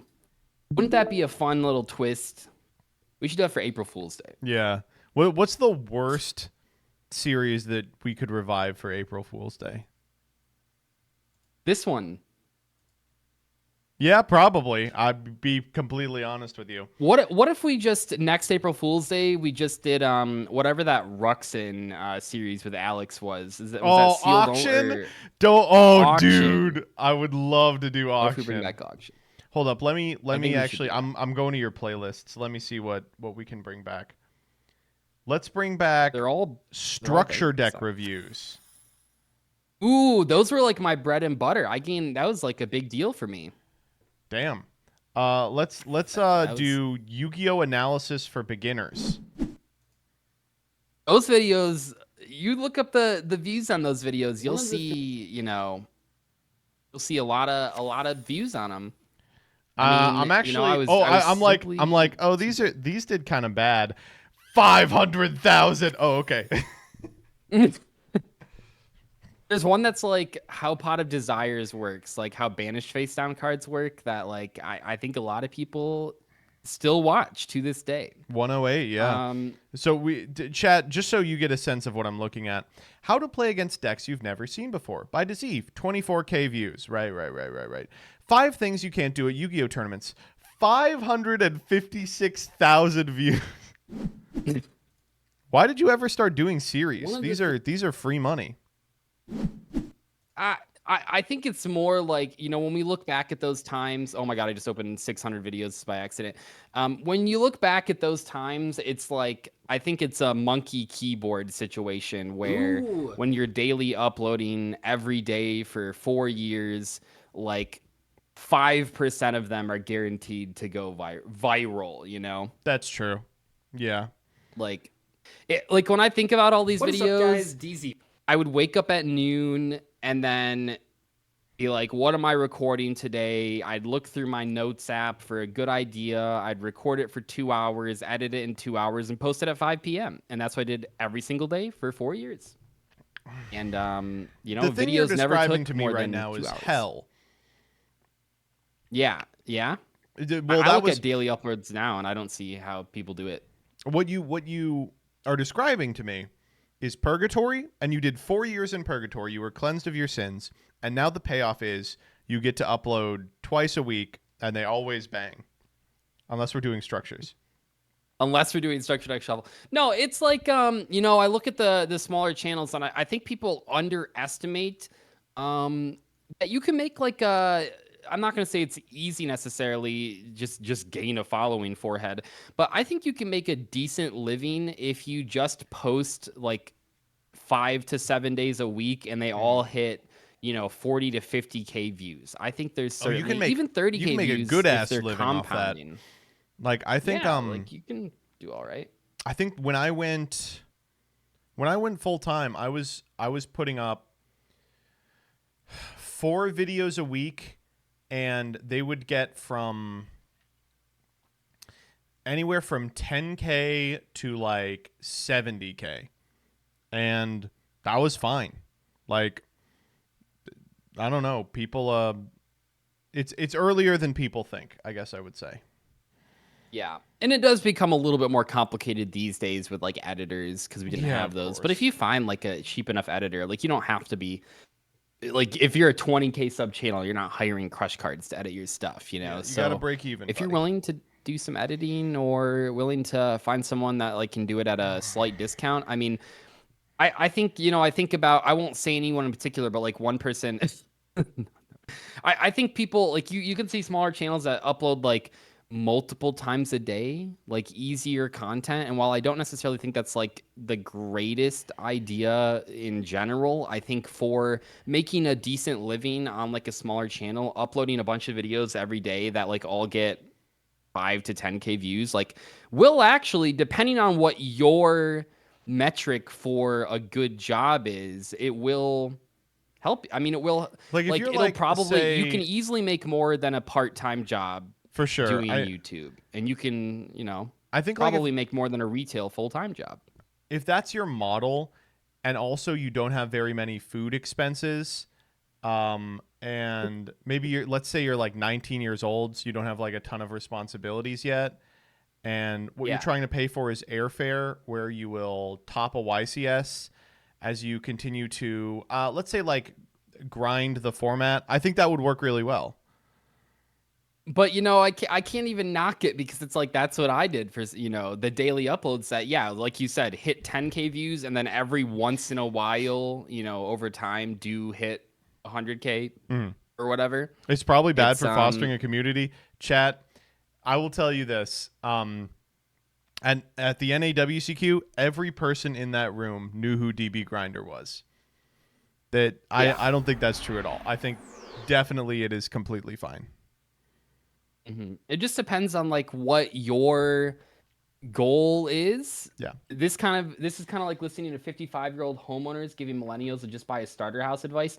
I mean, you're talking in an environment where, because I've been YugiTubing and watching YugiTubing for a long time, and like I remember when I was just up and coming and I had 5,000 subscribers, looking at the channels with 100,000, thinking this is unobtainable, like literally impossible. Everyone's already gotten here, and then you just get there eventually. And same thing with Joseph. When Joseph started out, a lot of us already had over 100K subscribers, and yet here he is, and he's made a, you know, a fine little life for himself. So good. I think I have the at this point, I think there's like maybe 10 channels that are more subscribed than me. But getting in, I was like, ah, man, I'm just like huffing the fumes of a dying industry.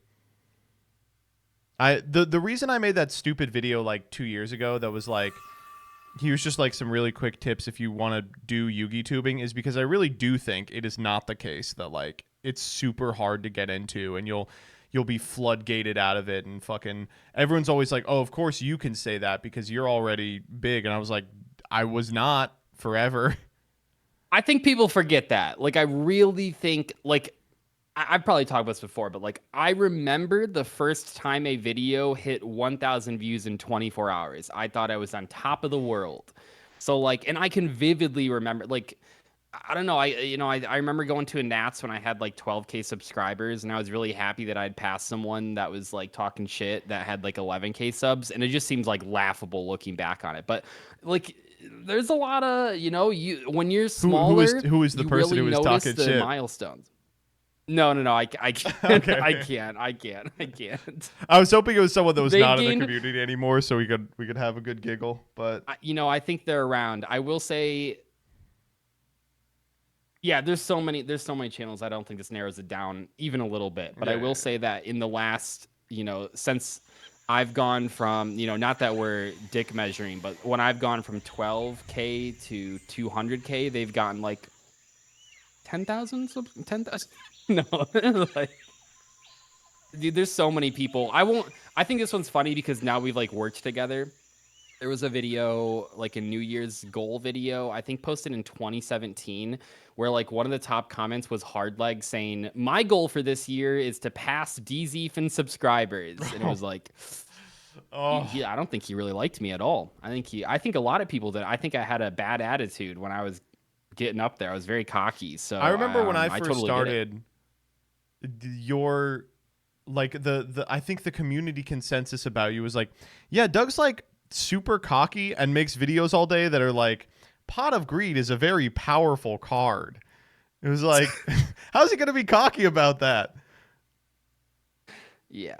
I think Well, a lot of tubing was being like, okay, well, we're all kind of doing this stupid thing together. It sounds weird now, but I remember when I first started posting those types of videos, like the early Why Nobody Plays, I legitimately couldn't really imagine Yu-Gi-Oh players outside of my worldview. I went to locals. I started trying to go to locals at a very young age, not doing great, but at least seeing good players. And I had that experience sort of learning Yu-Gi-Oh over many years. And I just assumed that, half the players were competitive and half were casual. And then when I started posting videos, I was like, oh, wait, like, oh, wait, there's a lot of 90% dummies. people are casual. So it was just such a, and then I was like, oh, I'm gonna come in here and make fun of them because it's funny or whatever. You're just doing whatever you got to do. I mean, right? I won't lie, that sounds like a great time.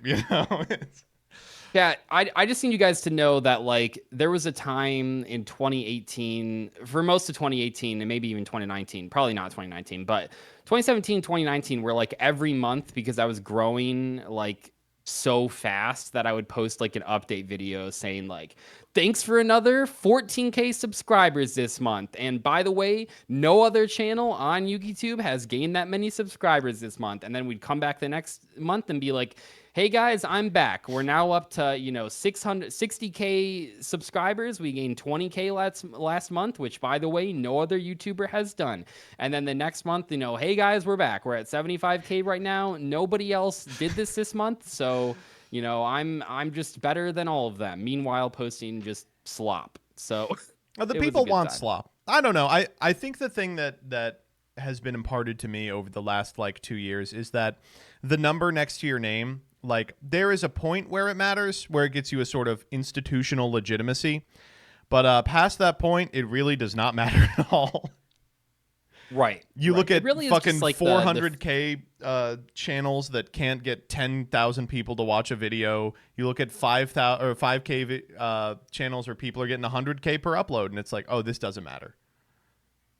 I think we've all kind of been in different spots. I mean, I definitely hit a lull period in 2020 through 2020 before Master Duel came out, like where I really didn't know what I was doing. I mean, the whole world was in that spot, but I was probably not getting very many views at all, and it had really tanked, and it was tough. But yeah, you just got to stick it out and, try new stuff. I think a lot of people get stuck.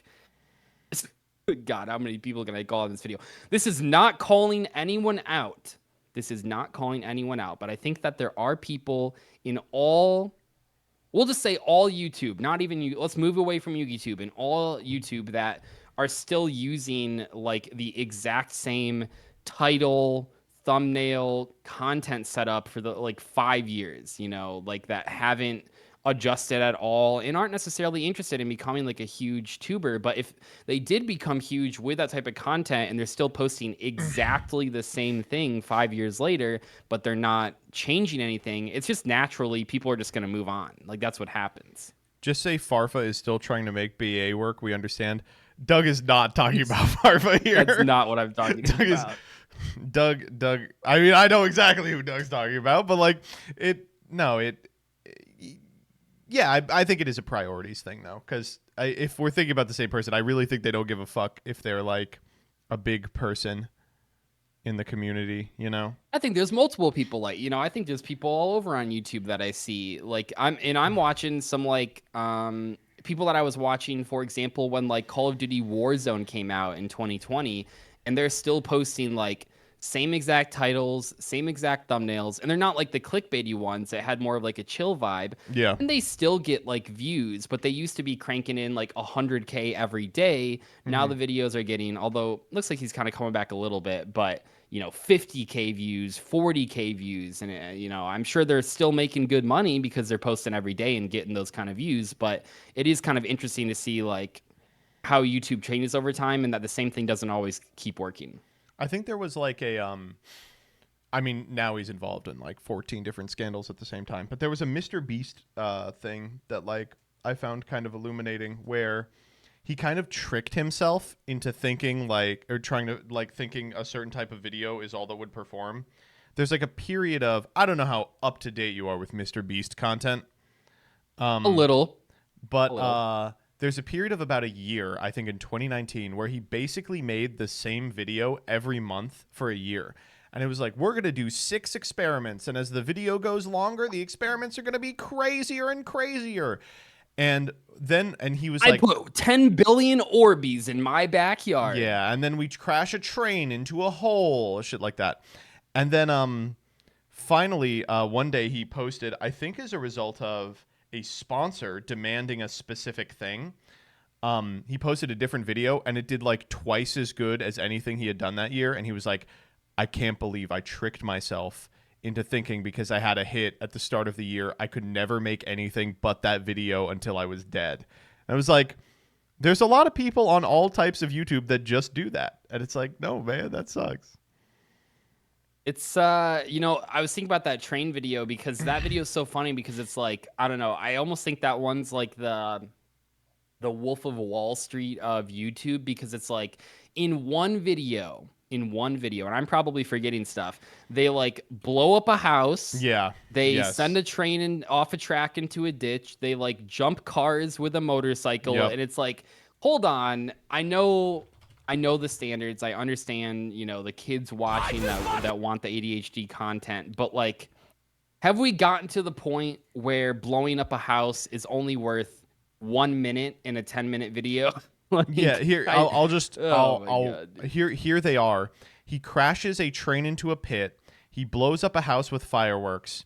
He does a test where if someone can protect money at the center of a concrete box from 50 kilotons of TNT, they get to keep it. They go bowling with shitty Mazdas into refrigerators, and then they put a plane jet on a car to jump buses. 10 minutes, all this shit happens. This video probably cost like the GDP of like an Eastern European country to make. 10 minutes. It's just cinema of excess, you know? It's too much. And every video for a year was this video. It's crazy. Yeah. Dude, that guy is... The revelation of closing his mouth in a thumbnail resulted in millions of views. Who would have known that closing your mouth would boost retention so much? I just like... There is a degree to which this shit matters. This was a thing that I liked talking about with my partner managers. Like, there's a degree to which, like, the thumbnail and the CTAs within the video and the content and the length and tailoring it for the algorithm matter. And you should be, if your goal is to make money or a living off of this, you should be using those tools to make content that will cause repeat viewership and will make you money.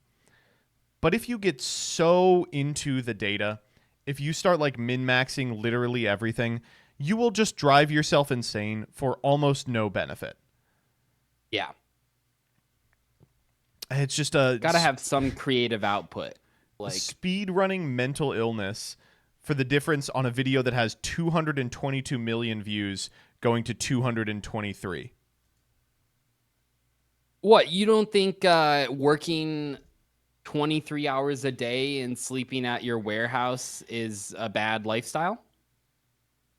I'll say this about Mr. Beast because, you know, he knows I love him. Mr. Beast, hit me up. I'll suck you off. I don't know what your next challenge is, but I'll be a part of it. But there's no way he's getting pussy. Every time I see him like talk about his work ethic, I'm like, what? Don't you like? You don't know the lore? I'm like, don't you like love a girlfriend in South America that he sees in like 2 times a year? Yeah, that's like not real. Like, don't you have love in your heart? Don't you have a song in your soul? When was the last time you walked a dog? You know, when was the last time you had a lunch that wasn't a business lunch? You know. I feel like I saw a video where he was like referring to, you know, not to, you know, send him. I don't know, this is just allegedly, but I remember watching a video where I'm pretty sure he like talked about her in a way that made it seem like the #1 goal, sort of like Elon Musky, was like breeding with her to have like I think he was like talking about how like he's the hardest worker in the world, which he probably is realistically, and except those guys in the oil rigs. And then he was like, you know, she's super smart, she's like a model, and she's so like, you know, so good with all these different things. And he's like, our kid, you know, we're just gonna have the ultimate kid and we're gonna raise him to be the ultimate business. And it was like, you are not gonna raise this child. Be reasonable. Well, you're gonna you're gonna see him in between setting a train over a giant pit. Oh, he's gonna start putting him in videos. He's gonna start doing. He's gonna like do the family thing. I was gonna say the age when he does the videos that are like ages 1 versus 100, which by the way, that idea is, I mean, I know why he's repeated it. It's like, that's perfect because whatever age you are, you can root on for that. But he'll just start throwing his kid in at whatever age he is at that time. World's most monetized child. Yeah. I will say, I think, probably. You know, those parents that do the like epic family YouTubes. Yeah. I think Child Protective Services should just sweep them. Just get them all. You read some of those articles once the kids hit 18 and they're like, I heard this one was just like awful. It was like she was talking about she got her first period and her parents like rushed in the bathroom to get content. And it's like, what if we just didn't do those things? I would kill myself. Or like the kid coming home with like a bad report card and the parents like live react to it. And it's like, at no point do you think about this being not normal. Like, your kids are gonna hate you. They're just not gonna like. Have you seen the recent, you know, I know you're up to date on everything, have you seen some of the recent Ryan's Toys reviews clips? And it's like, dude's like 13, he does not want to be doing this anymore, but now he's like a huge brand. He's locked in. Cartoon shows and movies, and it's just yeah he's like a superhero in a TV show now. I'm gonna look it up right now. No, you know, it's almost the same thing we were talking about with Yu-Gi-Oh! It's like you get locked in to something that performs well, and you're like, sorry, got to do that forever. Look at this fucking thing. Oh my God. So this is his, check it out. This is his logo. He's like, here, I'll throw it up for you, chat.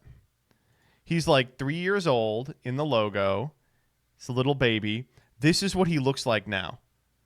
This is an adult man. It's like headed into high school pretending to be a 3-year-old. It's like he didn't sign up for this. Like, don't they have enough money? His voice is fucking changing. Dude. Yeah, no, he's hit puberty. Yeah, I feel really bad for him. This is not good. He's actually only in the video for like 30 seconds, I'm noticing.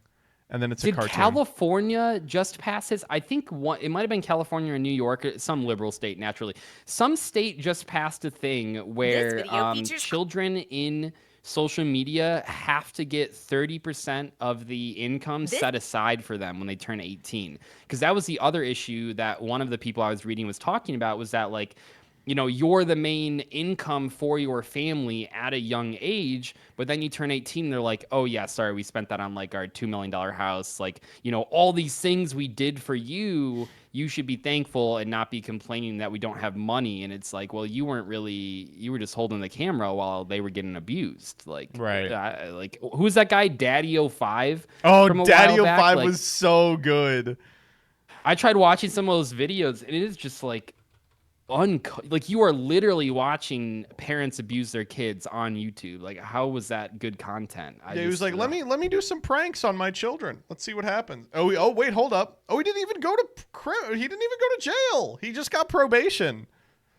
That's crazy. Aren't like 3 of his kids like not legally owned by them anymore? Like, they all got emancipated. It's like Daddy of 2 now. Daddy of 2. Oh man, I will tell you, the Mr. Beast child is going to be like in the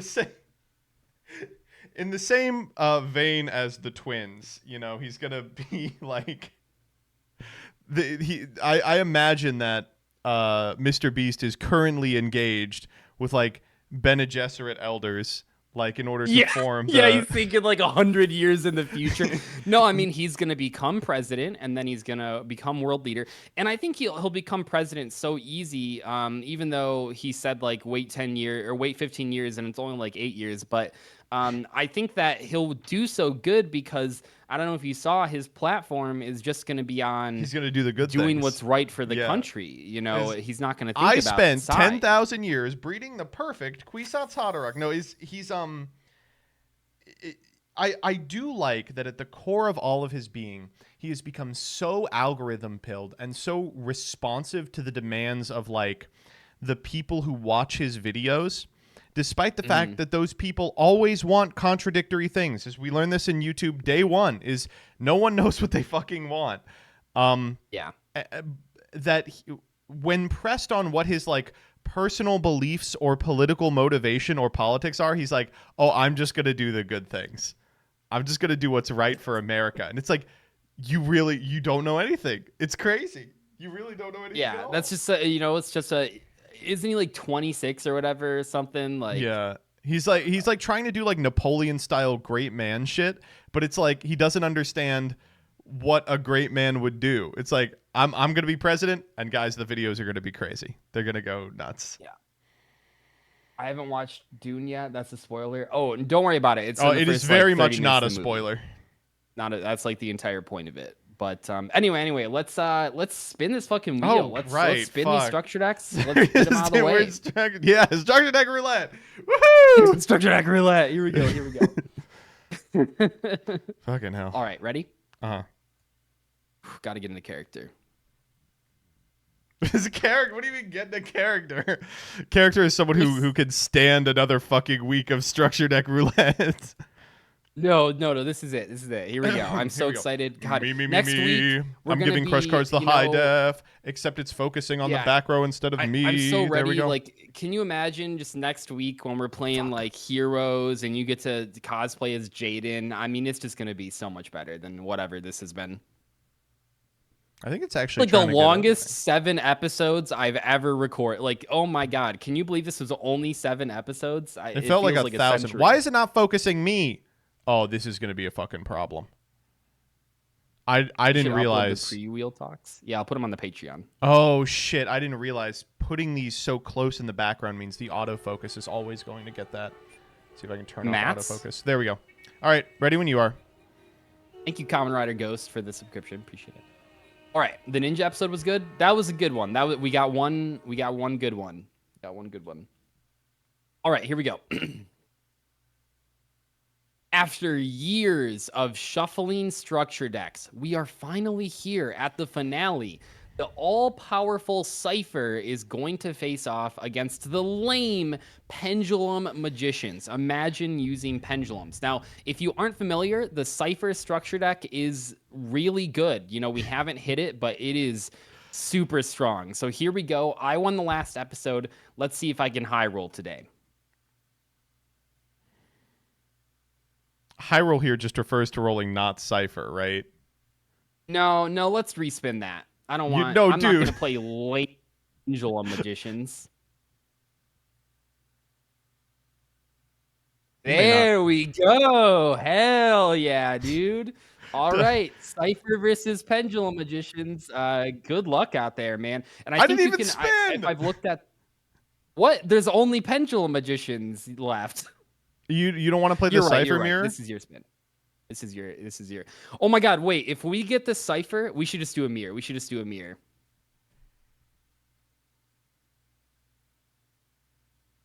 Okay, I'll take the spin it a pennies. little bit. I can't spin it. No. It's almost there. Yeah. All right. See you in the polls. Yeah. The funny thing would have been though. No, I don't want to reveal that. Yeah. See you in a sec. Bye.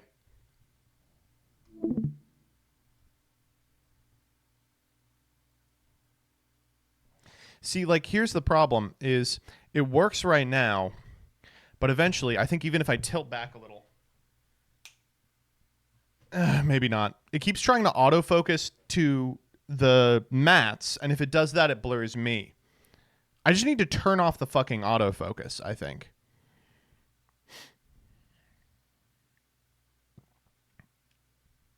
But I don't want to do that.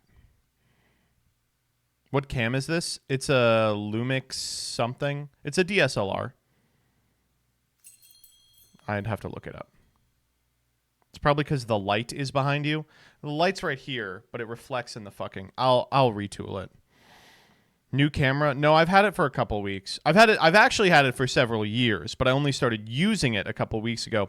Isn't that crazy? I spent like many hundreds of dollars on this camera and never used it because it was too hard to set up. What a bitch. I use it in some of the TMT intros. Are you still on fucking Wi-Fi? We're not going to talk about that, actually. Do you have a diffuser? I don't know what that is.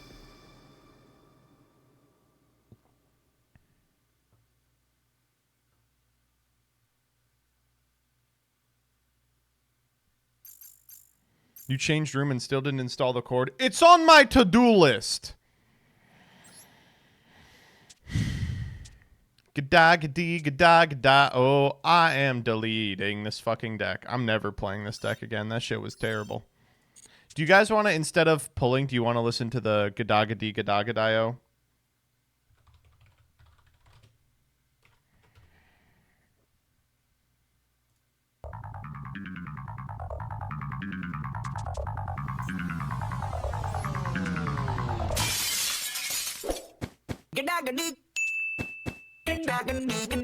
Oh, I've been married a long time ago. Where did you come from? What year to go? Where did you come from? Bacalato. I've been married a long time ago. Where did you come from? Where did you go? Where did you come from? Cottonato. Oh, I've been married a long time ago. Where did you come from? What year to go? Where did you come from? Cottonato. I've been married a long time ago. Where did you come from? Where did you go? Where did you come from? Cottonato. I've been away too long, way too long. Well, I'm home again, Lord, after I had done what I'd done. What's become of that? My mother says, my God, something's wrong. So I need to put it up to everyone, everyone.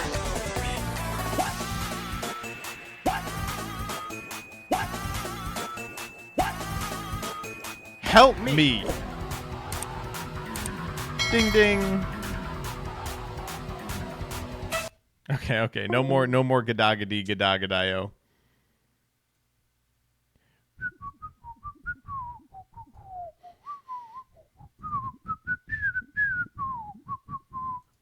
Okay.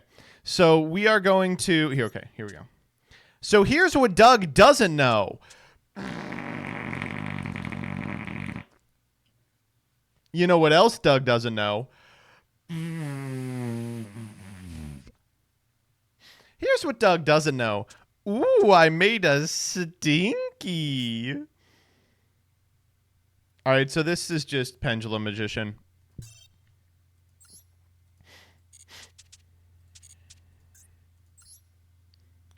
So the goal here is going to be, we're just going to, you know...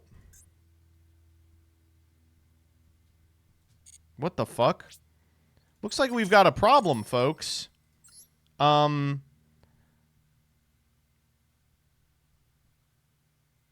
Which of these three do I open?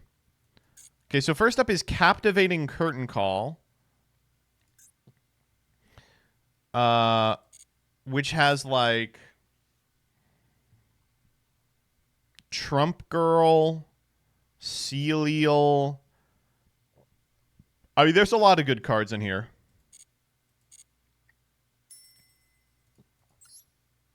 Draconic Resplendence,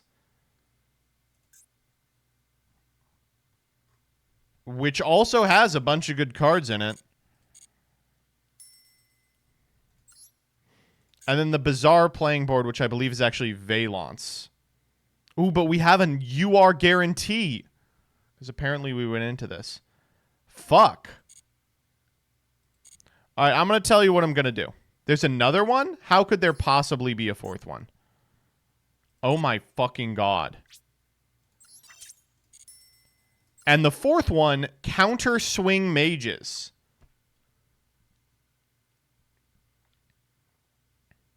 Okay, I got to call Doug.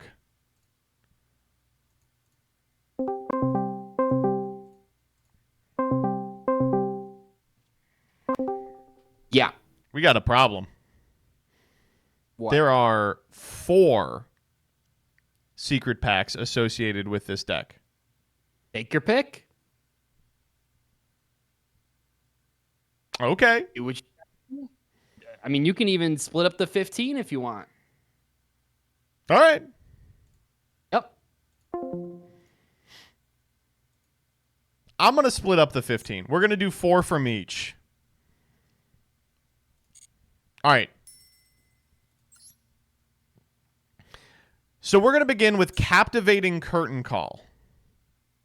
So we get our free pack. This one doesn't count, chat.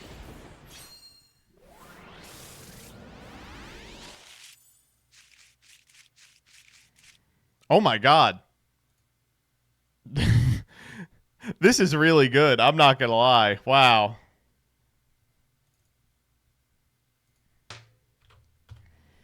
Okay, let's move me over here.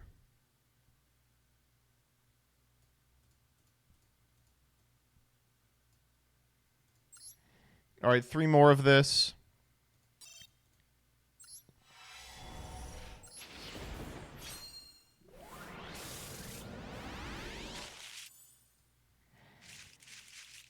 Okay, well, this one was kind of ass. I don't know. Getting playsets of Silverfang and Goldclaw would be a big deal. And we have Perform Pal, Help Penis.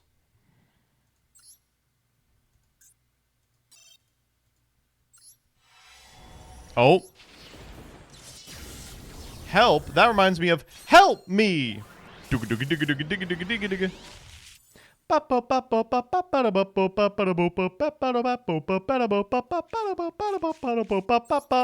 is not from the pack. Oh, Stay Sailor Ramarin. Whipsnake is a good-ass card.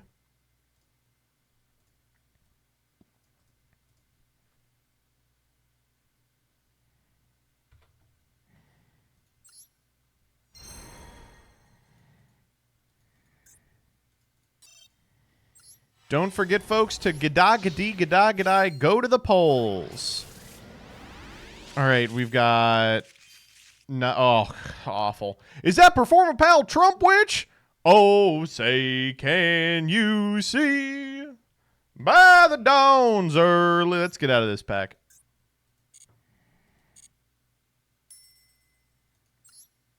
All right, next up is Draconic Resplendence.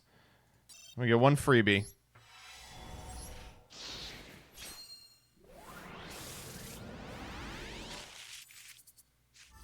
Cool. Waterfall of Dragon Souls. Yugo Golem and Persona are actually pretty important cards.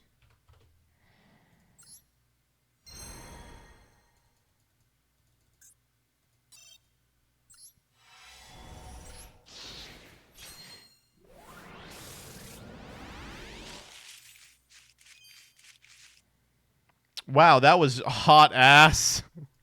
That was terrible. What the fuck is that odd-eyes dragon? I don't... I hate that there's an odd-eyes dragon that isn't a pendulum. Look at this. Odd-eyes peeled dragon.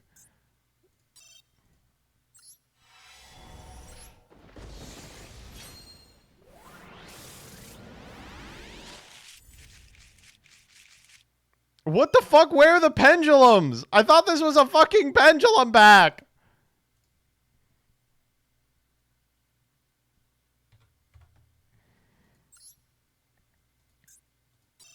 Don't worry, at least we got Blaze Accelerator.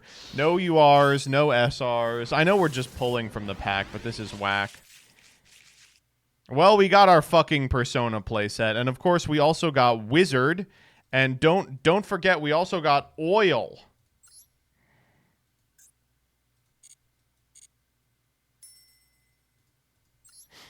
All right, next up, the Bizarre Playing Board. We're going to grab 4 from this one.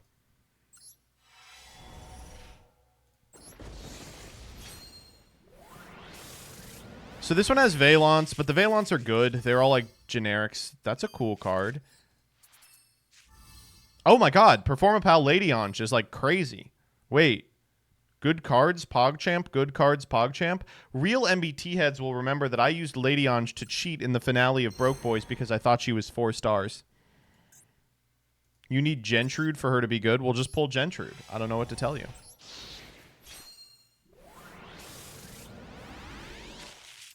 God damn it. No, I wanted them from the pack. Although Pinch Helper is really big. Pinch Helper being in this set is a huge deal. So far, this has been the best of the 4 by a great deal. Like, all of these Valance little fuckers we keep getting are perfect for the strategy. Each one represents just a generic scale that can also be a sort of extender. Pinch Helper big.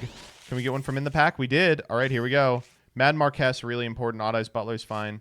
Another Paratrio. I guess it's in both. And Barrow Karibo. Okay. Baroque Karibo? Like Baroque? That's funny. I ain't laughing, but it's funny.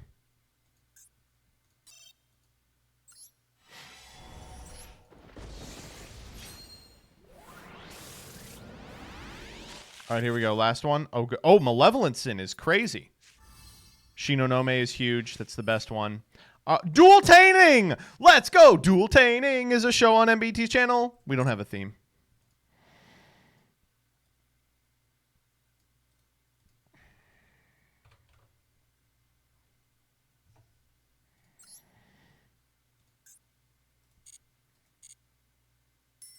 All right, and finally, we are going to go into Counter Swing Mages for our last 4. Author G, thank you for the 1111. Chipping in to help pay for packs. Boy, do I need it. Damn it, it's out of the pack. Catalyst Field. I'm not playing Gemini's. Harmonizing Magician big, and Magician of Hope is actually pretty good, too. That's Star Pendulum Graph, also strong. Okay, actually, this pack is crazy.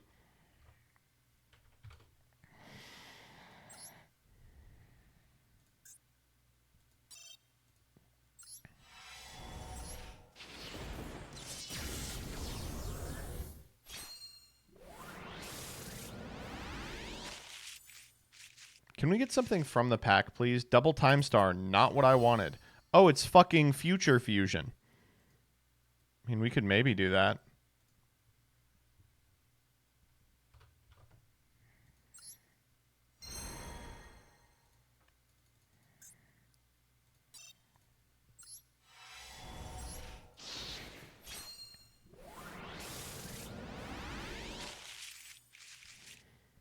All right, that one was boring, but Time Pendulum Graph is important. It's just good to have Time Pendulum Graph.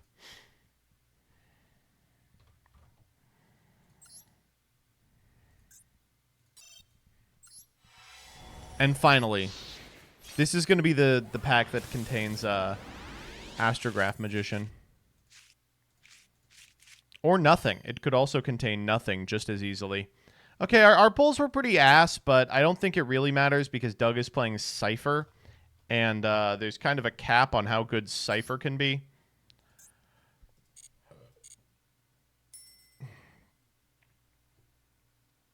All right, what do we want to play here? Oh, we do have Time Star. That's great. That time pendulum graph's going to come up.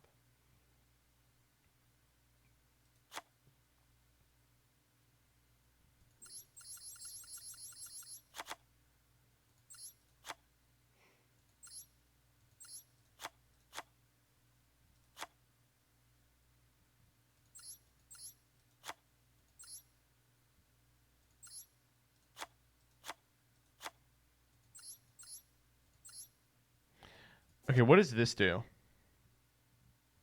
Nothing.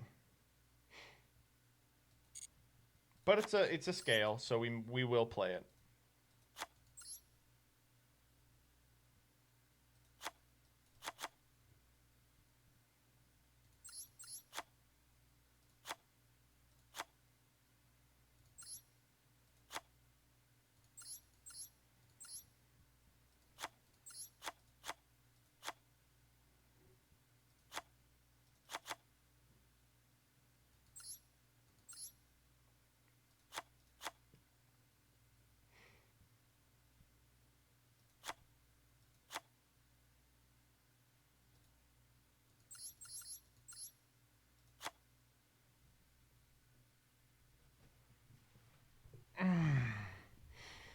Okay, we're gonna win.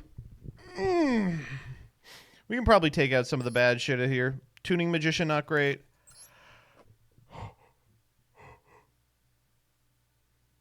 Second donkey's okay. You probably wouldn't play the level 8 Valance. Okay, sure.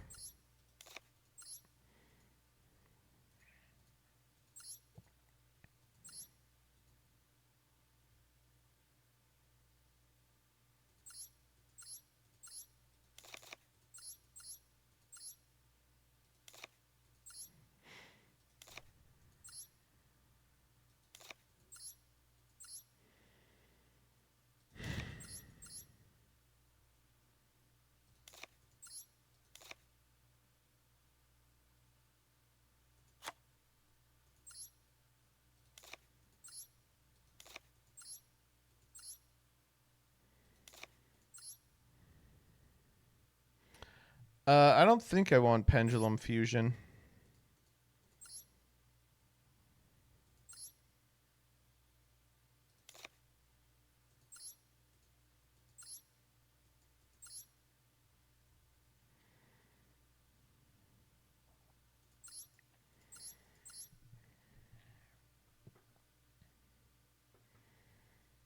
We need to take 11 cards out. This shouldn't be too hard, just the bad ones. Stargazer, we definitely don't need all these Time Gazers. What the fuck did I just take out? Wait, I took out an additional card. What was it?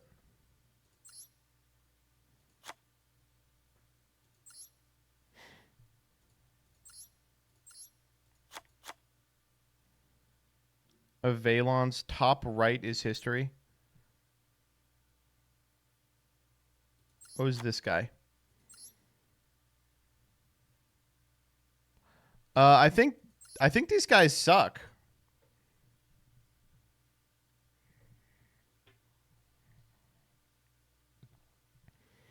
Oh, they're okay.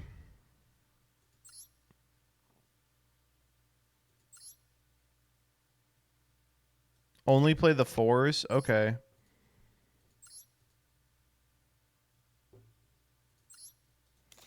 We don't have any of the 4s. I think Yugo Golem is not good. Do we have enough high scales? Is there a way to... I think there actually is. Yeah, okay. We have... very few high scales, actually. Wow. We do not have many high scales.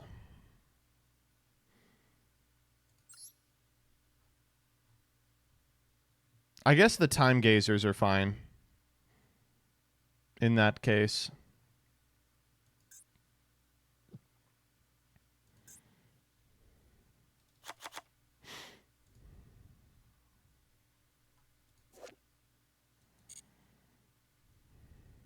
Parrot is also a high scale. You're right. We'll be fine. We'll be fine. I'm cutting them. We need 7 cards out of here.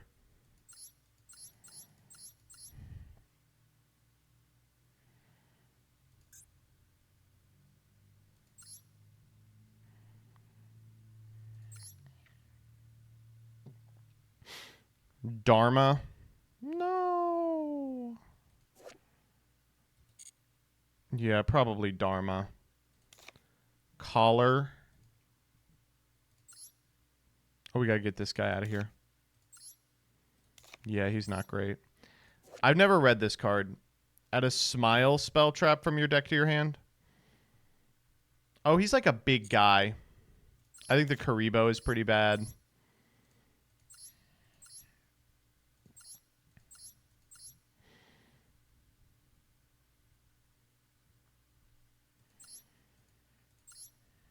Probably don't need 3 Gold Fang.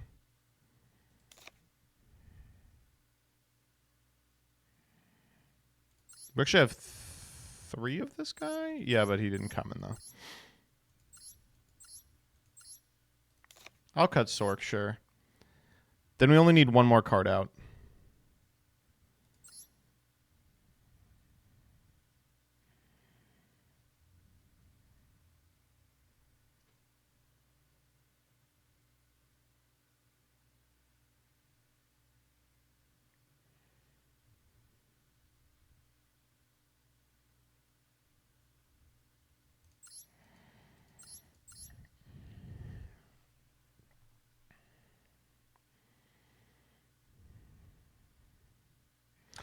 I'm just going to keep it like this.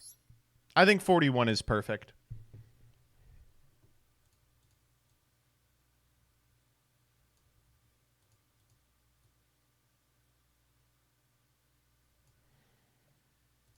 I'll take out Pen Fusion, too. Fuck it.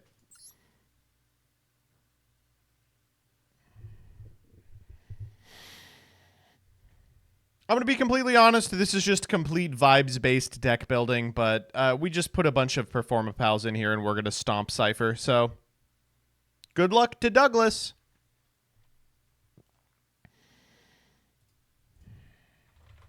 All right, I'm going to go to the bathroom. I'll be back shortly.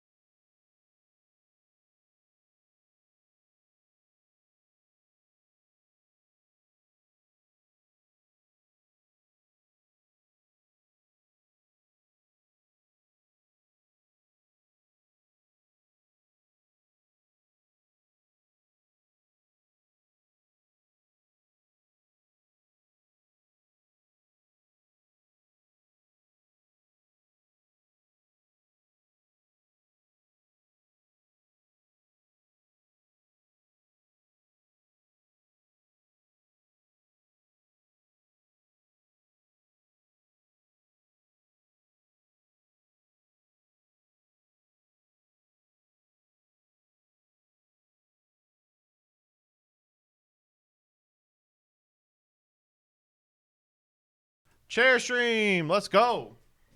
Oh, did Doug call? Oh, he says, I'm going to need a sec. Doug is probably reading the Cypher cards for the first time ever, to be completely honest.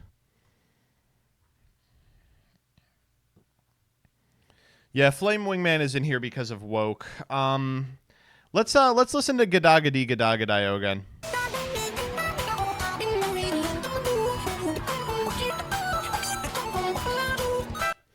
Let's watch, you know what, actually, while we're waiting, let's watch some of Doug's old videos. Here we have Casual Fridays. That's 2 years old. 2 years old. Let's go videos oldest. WCQ discussion, Badolce Queen. Let's actually see how to be Dragon Rulers. So easy. Hey guys, Doug Zeef here, and I just want to show a really cool combo I found out how to beat Dragon Rulers. So the first step is you flip Imperial Iron Wall. The second step is you flip Mind Drain. You then activate Prohibition, calling MST, Prohibition, calling Heavy Storm, and Prohibition, calling Sideblocker. It's kind of hard to memorize, but if you can get it, it beats them every time. So hopefully you guys liked it, and see you guys later. That's good. That's good. Thank you, Douglas. Let's check out some of his other older videos. This is during his like spirits thing. Let's actually. Wow, he played spirits a lot. I didn't realize.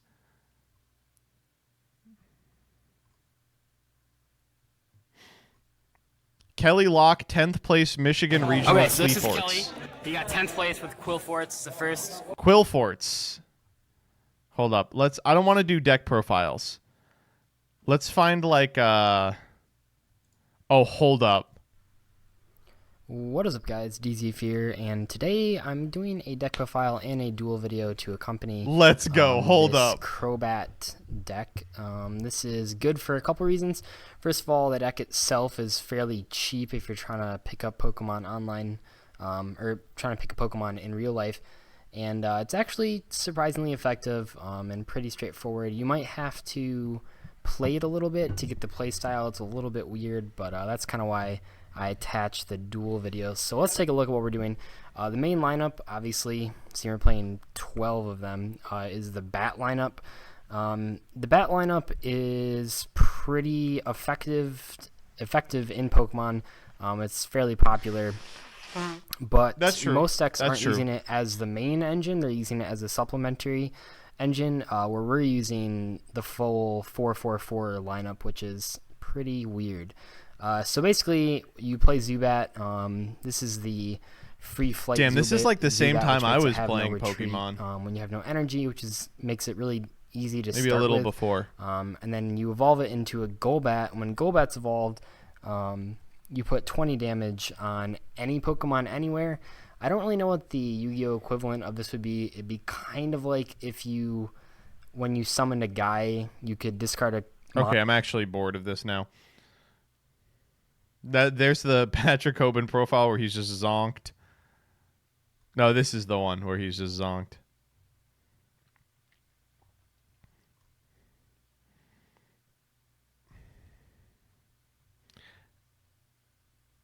Yu-Gi-Oh! Movie Pack 3 underrated cards. Let's see.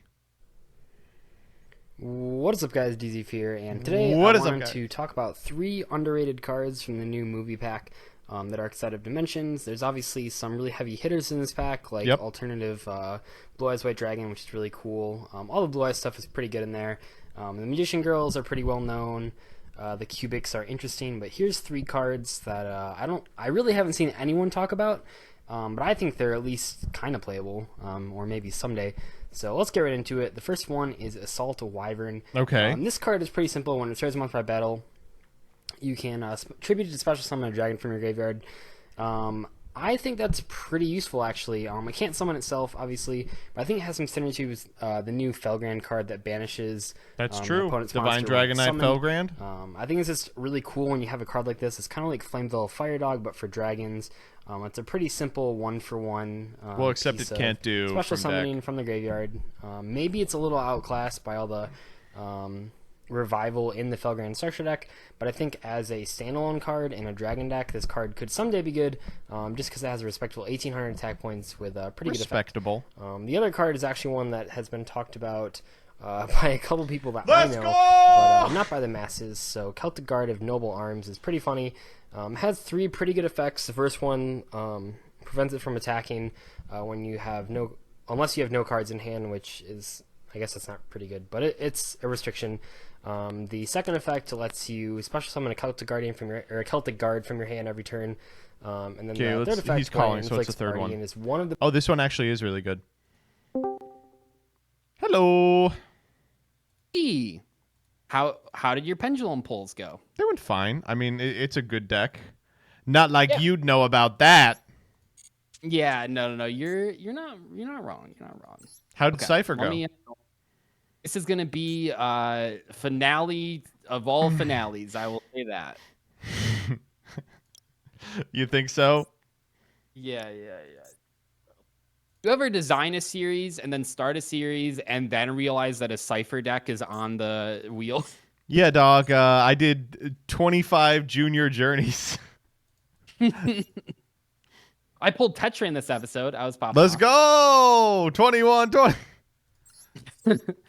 It is funny that you have given like a, there's been lots of other cards, but specifically Nirvana, High Paladin, and Tetran are just like, well, I mean, Nirvana High Paladin was always like a meme card, but Tetran, it's so funny to just see that. Like, I've signed so many fucking Tetrans. People are apparently it's got a super printing.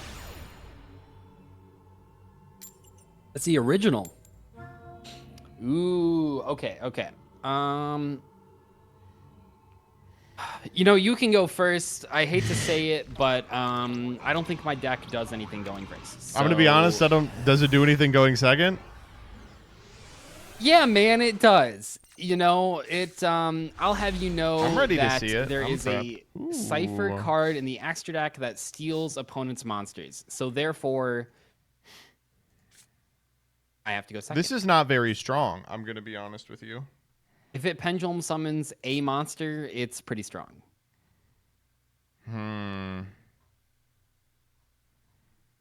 Yeah, this is just guys.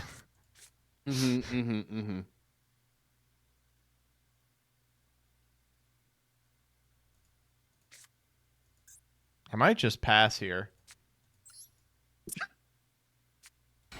My plan has worked. Prepare for my ultimate play. Oh my god, I drew the best card in the entire deck. Oh my god. I'm ready. There's no fucking way. There's no fucking way. I drew the one. Okay, Cypher Twin Raptor. Monster. This is a good card. Okay. Oh my god, Trias Hierarchica! Oh my god. Yeah, it's so good. Okay, this is crazy. This is insane. Here we go. I special summon the Cypher Bisexual and activate its effects. Oh my god. Wait. I could do this. Levels are doubled. No, that doesn't do anything. Okay, here we go. 2 cards to target. Target. Wow, dude, I'm crazy. This card can't even target face down monsters. That's nuts. That's really cool. That's great. Okay, well, that's fine.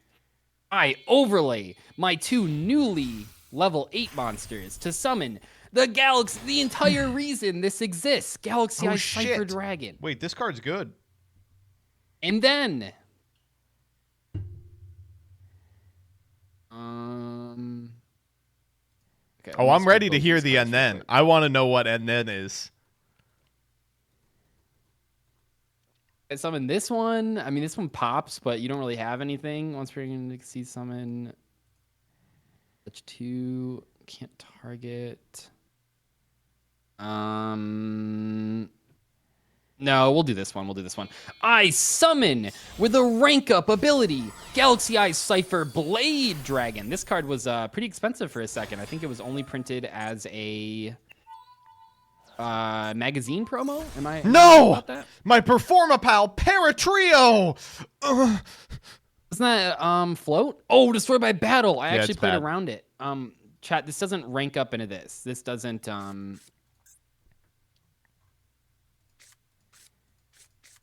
I don't know why it can't. Oh, because it's a Cypher Blade Dragon, not a Cypher Dragon card, chat. That's why you can't. Okay. Hit for 32. I've been I bet you're scythed. shaking in your boots right now.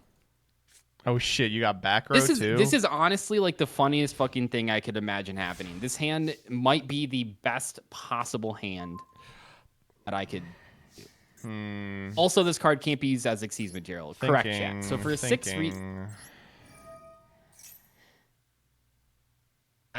that's fair. Yeah. Damn, who do I really want? I can see where you're going with this. This deck suck. No. I'm about to win this game. What do you mean this deck sucks? What do you... That'd be this, right? Did you not open this card?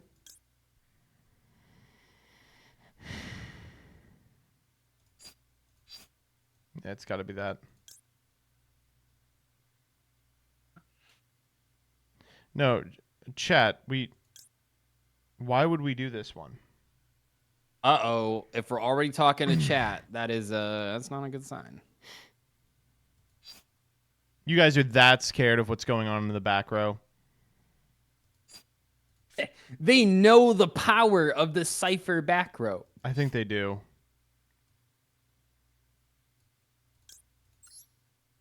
What does this card do? It says nothing. It says we suck. All right. I'll scale Oath Dragon Magician. Yeah, not bad. I'll activate Star Pendulum Graph. Also not bad. I'll scale Performapal Paratrio. Very cool. Okay, check this out. I activate the embodiment of Aposis, and I know that it can be activated in the main phase only. That's cool. The cheater, Joseph. Okay, summon that in defense well, hold mode. up. And the then coward, Dr. UN. Would you believe that I pulled an angel statue? Oh my fucking Azaru, god! Whoa! And look at the defense mode of these monsters. Wait, what the fuck? I don't know how you beat this. I don't know how you get through this. We actually can't beat that. What the fuck is your problem? Oh nice my god. Setup, idiot. Wow, I'm so good. Wow. Would you believe me that these are the only 2 trap monsters in the deck? I wouldn't. That's unbelievable. Yeah. Okay, not bad, not bad. I mean, I can just get rid of this, and then I can even keep the statue. That's like the craziest part. See you later. I was kind of hoping that would trigger Star Pendulum Graph, but... No. It has to leave the monster zone. I think I'm dead. I think you have beaten me. Oh, you don't even know. I hope you're ready to shit your pants. All right, I'm prepared. Prepare the toilet paper, Joseph. I activate Galaxy Eyes Cypher Dragon, detaching the Cypher biplane. I'm gonna pop the Magician. I don't even give a fuck if you get a search. Oh, you don't? I don't. It's not a Magician. It's not a Magician. It's a Skull Crobat Joker. Okay, I'm gonna switch these 2 cards to attack position. I'm gonna go to the battle phase. We're gonna hit for 18. That's literally We're lethal. gonna hit for 32, and you're dead. That was it? I didn't shit at all. My pants are unsoiled. I decided to save my play for next turn. I forgot that you were at low life points.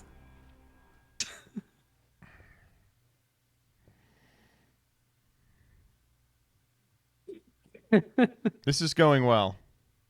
Did you want to go first or second? I'll go first. Okay.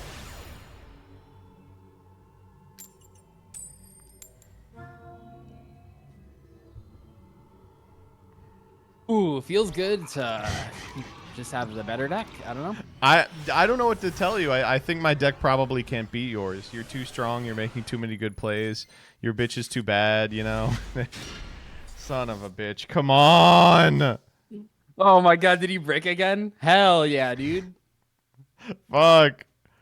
Okay, it's technically not a brick. It's okay.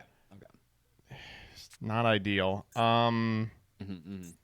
Because this has to be why go first? Because I'm trying to, you know what, actually it's not worth talking to you people about.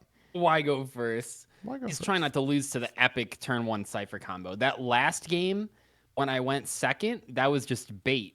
That you would put me first and then I would set up my combo. So I've been playing 4D chest over here. chess. Okay, so I've been playing 40 unfortunately, chess over here.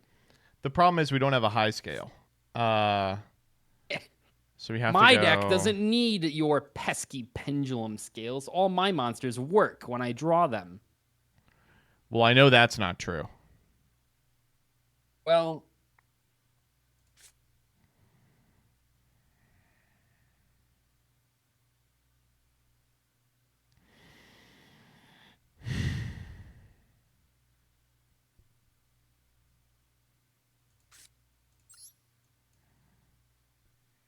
You're going to hate this. that's a high skill. It is. That's a low skill. I would prefer to have the Harmonizing Magician. Oh, okay. I mean, this does it, right? Send one Perform Pal, or you get to add. I mean, that's crazy. I mean, this is really good, right? I don't know what you're complaining about.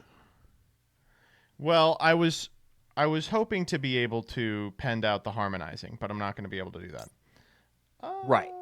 But still, I mean, is that some good ads? I mean, I feel like it's got to be that, right?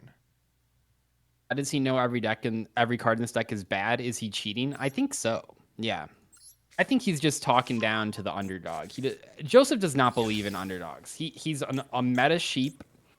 That's meta true. Donkey, That's actually say, true. A meta second donkey. That's actually true. And one? I was not supposed to summon that in attack.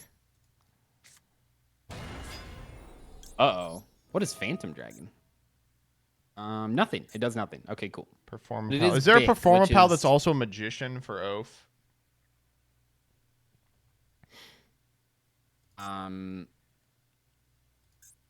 No. Those are two completely different archetypes. Celestial. But we don't play that.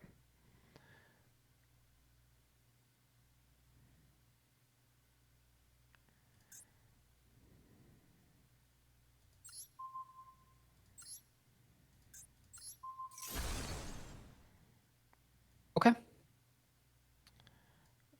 Him for Luckily, sure. though, I mean, you have normal summoned and pendulum summoned, so I don't think anything you grab is like particularly crazy. This one's pretty good too.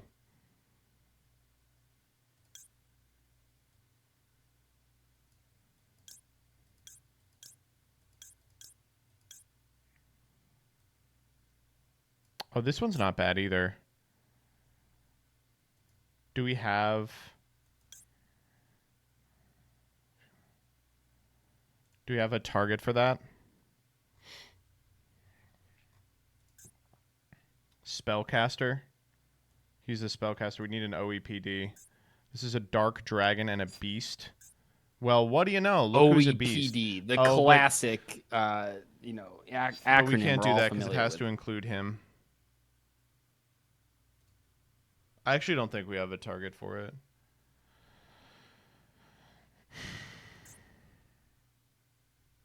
Yeah, it would have had to be... Ept. Which means we need to be getting this guy.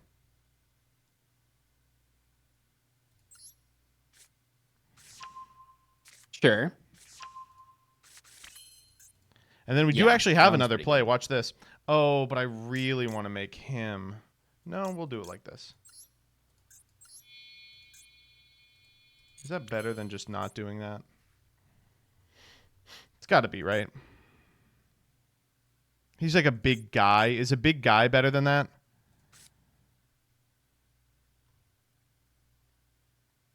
Do we have an 8 in the extra? We do. No, that doesn't work. We can make him. We don't get back anything. We can almost make the boy.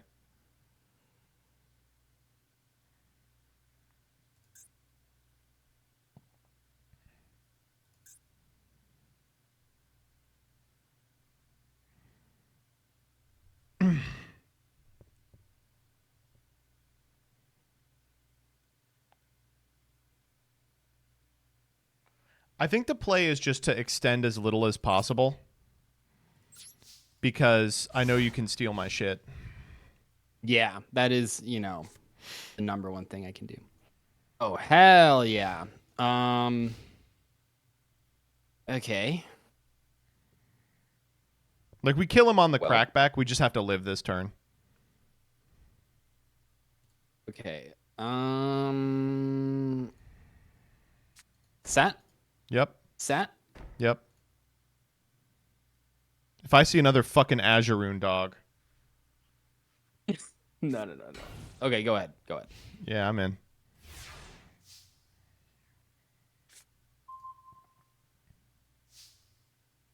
Like, chat, I Good draw. can summon this, but, like, what does that really accomplish in this particular game state? Okay, yeah, it would have Scully. stopped that.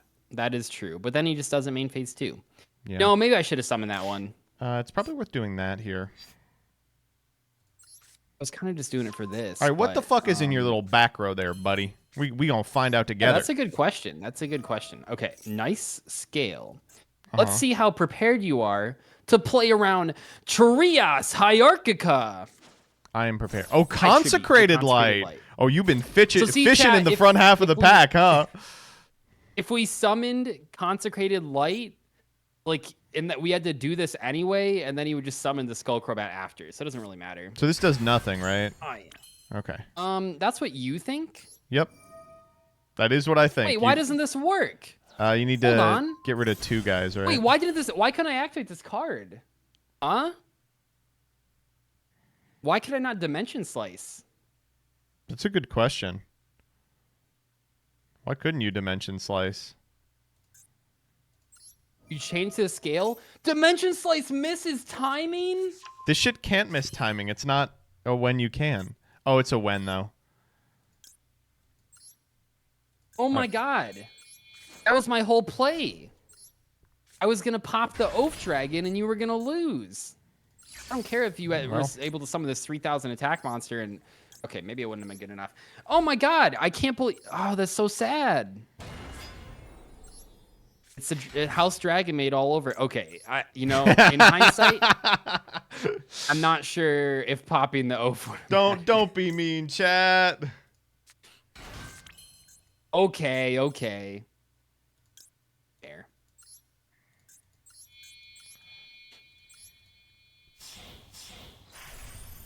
All right, now we just win. My scroll wheel is broken, so I can't actually see how much damage you have on board. But I'm pretty sure if I do the math, you have a lot. I have a lot. 49, 67, 77, 83. Yeah, okay, you have 83 on board. Press the I button. That doesn't work either. Have I just turned off... Oh, and that does 1,000? Yeah. Okay, pretty good. Just press the I button on the screen. Oh, this. Okay, I see. Not bad. I'm going to get you in the next one, though. I'm ready. I'm prepped. I'm prepped up. Okay. That was a Dimension Slice. Is that in the deck? It is. Yeah, if a card says Xyz monster and it sucks, it's in the deck. No, Slice is good, man. You never played Slice before? Yeah. I played around. Oh, I'll go second. I played around a time when people were like considering it, but no. That shit went crazy in Prague playoffs. Did it really? Yeah, we actually had to ban card. it. Like, it's okay, removal. let's see what we got. It's like banishing removal. Holy fuck! All right, well, this was a fun one, dog. I had a good time. No. Oh, I forgot to tell you. Shit, I forgot to say at the beginning. This is a dual tainting. If you laugh, you have to scoop. Okay, starting now. Just putting that up. Yeah, it's starting now. Okay, well, we're gonna begin with Perform Pal Skullcrobat Joker. Ah, shit. Yeah. Who do we even want to get? Yeah. I feel like we already have everything we need. I guess Harmo. So which pack did you go into?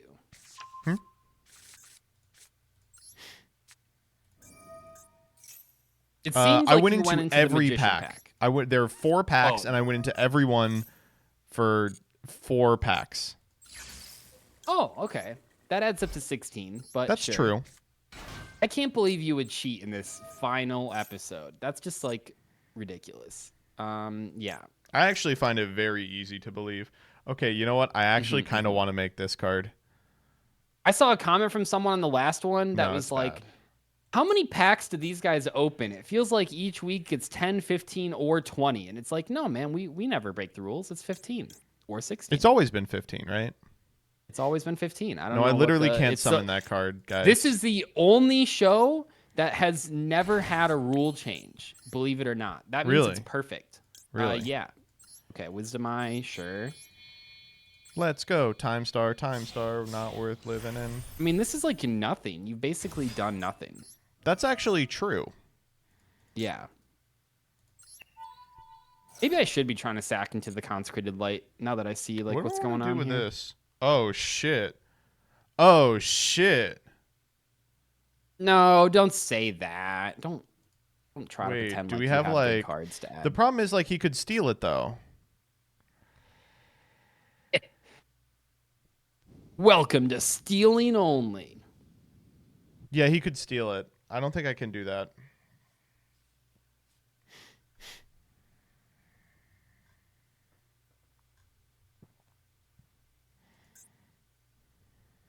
We just don't have too much good stuff to end on, is the thing.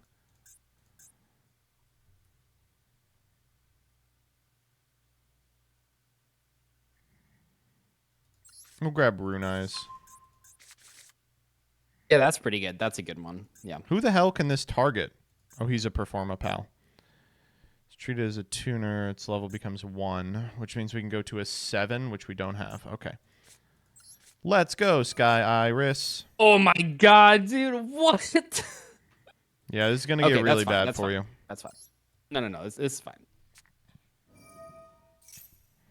This isn't fine. This is not good. There wasn't a way to set up the wavering like before pendulum summoning? No, I think there probably was. I just don't think there's a really good reason to do it. I guess you don't have a link monster, so you can only pen 1 from the extra deck. He's a pal, and he's a 4. So we want what? This asshole? You know, I was going to ask you, well, I am asking you, do you think Wavering Eyes is good card design? Like when it was first released and everyone was playing it at 3? No, I think it was terrible card design. Okay, fair. Sure.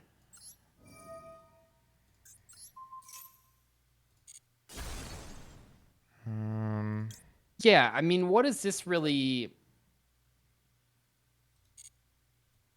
I mean, so what? You're gonna have, you know, Time Star floating into another guy if it lives. You got Odd Eyes searching. You have the Dissolver, which means I can't destroy something by battle. I don't really think this is that threatening. I'm gonna be honest. I think you do have to kill me here. You have to kill me. Messed up these sequences. I will kill you. Check this out. You don't even know how good my hand is. I'm prepped. Sound real cocky. What do we want? I guess this guy. Yeah, why not?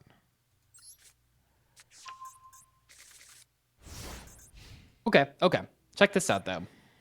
Bet you feel real strong, but you've set up no interruptions. Holy shit! I'm actually just so good at this game. Oh my god. Check this out. I don't know if you know this guy has a special ability. I special summon Cypher Twin Raptor. I've heard of this guy. Because you control an extra deck monster.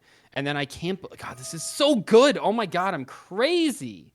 I'm actually crazy. Discard oh my god, wait. Galaxy Cyclone. Whoa. Discard Galaxy Cyclone to summon... Wait, you are just dead. I hope you know that. Okay. Let's calm down here. So let's... Maybe I do this first so I can keep that guy in attack position. Yeah. Okay, I special summon Cypher Wing. Oh shit, I might actually be dead. And then I will activate the Cypher Biplane. So I'm going to leave the Raptor in attack mode because that one has a lot. Oh, I haven't even normal summoned. That's crazy. Okay. I summon God, this is so close to lethal. I summon Cypher Dragon and activate its effect to steal your monster, which is perfect because now you can't activate the Dissolver. So here it is. God, that's so close. Do any of these have... Can I make this?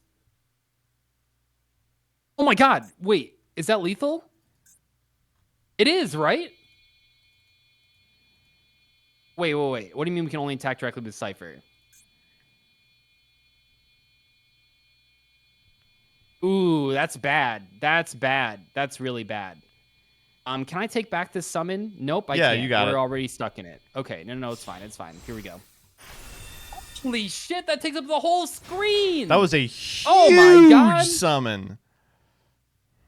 Oh, I can still make this. Oh, okay, that's fine then. Let me just accept with this card. Okay, so I will still attack with this because it's all I can attack with. Yep. Oh my god, I think I've actually won. This is crazy. I think you're legitimately dead here. I agree. I now use this one for Cypher Blade Dragon. Oh, okay. Activate its effect. Okay. Detaching to pop the Sky Iris. Yep. And then I will activate the Cypher X Dragon, detaching 2 material. Okay. To prevent my monsters from being targeted until the next turn. All right. And then I will set. I mean, if that's I'm sorry, buddy. That's Azurune, I you might have be dead. lost the game. You have lost the game. That is not bad. Wow. You lost a Cypher, you idiot! I don't know. You have 3 cards in it. I'm a little scared. So let's not get ahead of ourselves here. But does this card do anything in the extra deck? No. How do I want to do this?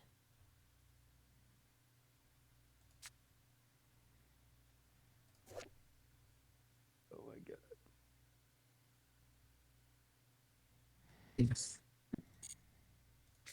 If Cypher wins, does that mean it's better than Galaxy Eyes? It does. Yeah, it actually does. Let's scale Dissolver. Okay. So you have a 4 scale? Yeah.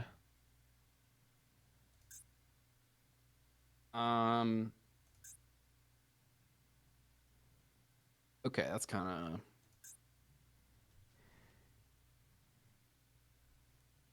Okay. So you can fusion summon with your hand.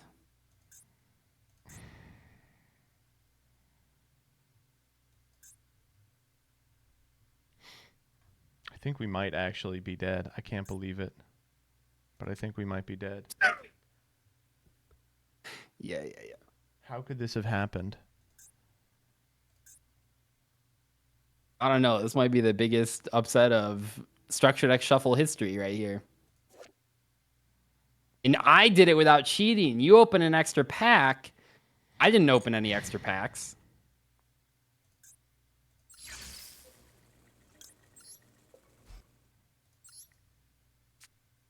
Oh, you are pendulum summoning. 1 monster. Just nice. one guy. That's okay. And then you can special summon. Well, you can't get those guys. Wait, there's no target to special with this, right?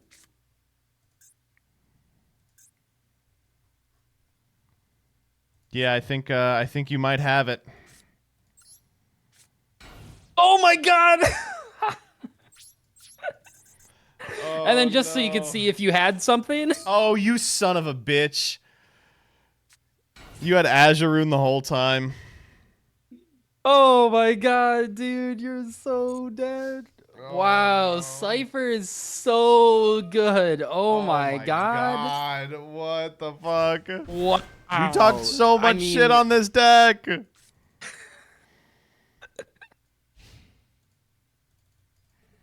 What? Activate Resolve? Nope, that doesn't sound good. No thanks. Okay. I mean, I gotta enjoy it a little bit. We're gonna activate. I'm gonna summon another Cypher Dragon just for shits and giggles. I will not use the effect though. I'm not that dumb. I would never do that. I have assembled Every the cipher trio on the board. Here we go. Battle phase. I just realized, although it doesn't really matter, this could be the parrot face down. It's not. It is not the parrot. Oh my god. Cypher has one structure deck shuffle. I can't believe it. It's simply that good. How could this have happened? Good this have happened. Okay, let me see your deck. We actually opened crazy that second game, but it turns out without links, you can't really do too much. Okay. Oh, it's really just a pile of cards. Yeah, it's just stuff. This looks like the structure deck with like 4 changes. Yeah, that's pretty much what it is. That's fair. Okay, take a look at my deck. I think for a Cypher deck, it went as good as it could have. Oh yeah, you can make 8s here. I do like the what's Christia doing in here? Okay, so I went into the Valkyrie pack because Honest is in the structure deck. Okay, wait, hold up. Hold up. But we pulled nothing. So I ended up just playing the Christia to summon off of the Goddess of Sweet Revenge. That was it. But we did pull the Azure from that pack, which is pretty good. Did you notice anything else?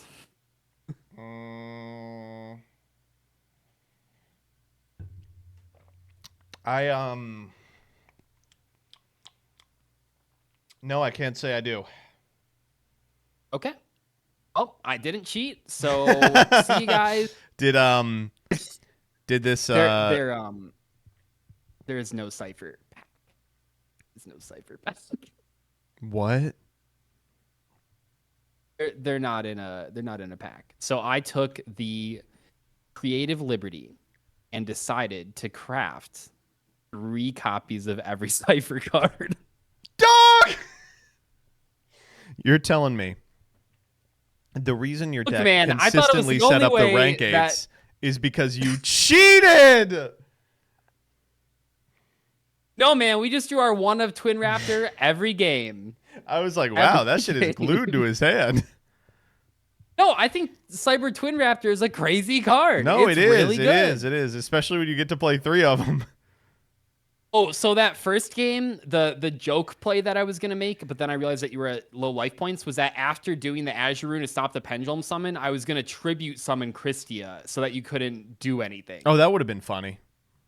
It would have been funny, but then killing you was better. Okay. What a finale of the best show on YouTube. See you guys I'm next happy week to announce for... Structured X Sealed Season 2. Yeah.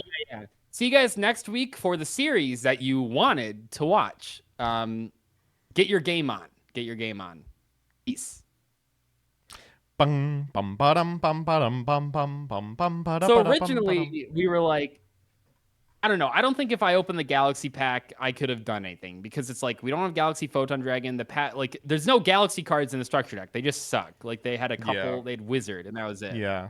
So we were like, what if we open Valkyrie and just pull Cracked? And then we missed like every Valkyrie. I mean, we didn't pull a single copy of the Mystic Tomato, which is like I think. So you were like, fuck it, I'm cheating. And then we went through building the entire deck. We tried to build Valkyrie, and then I realized I had one normal summonable Valkyrie monster. We tried to build rank 8, and then we realized we had no cards for that because we went into the Valkyrie pack stupidly. And there was only one option. And it turns out sometimes you gotta crack a few eggs to make an omelet. In this case, crafting a few eggs to make a deck.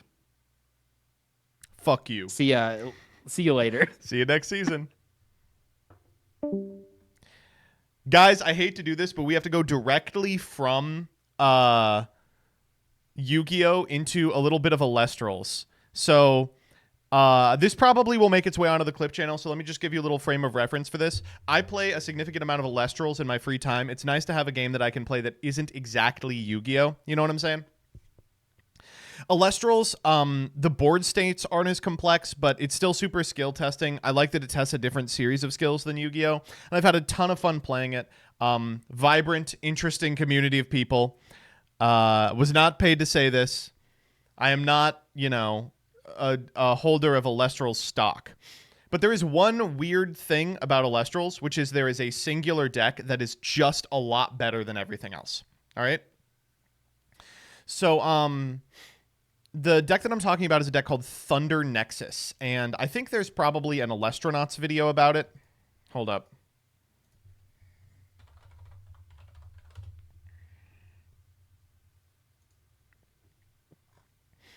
Fucking hell. The Alestronauts YouTube channel.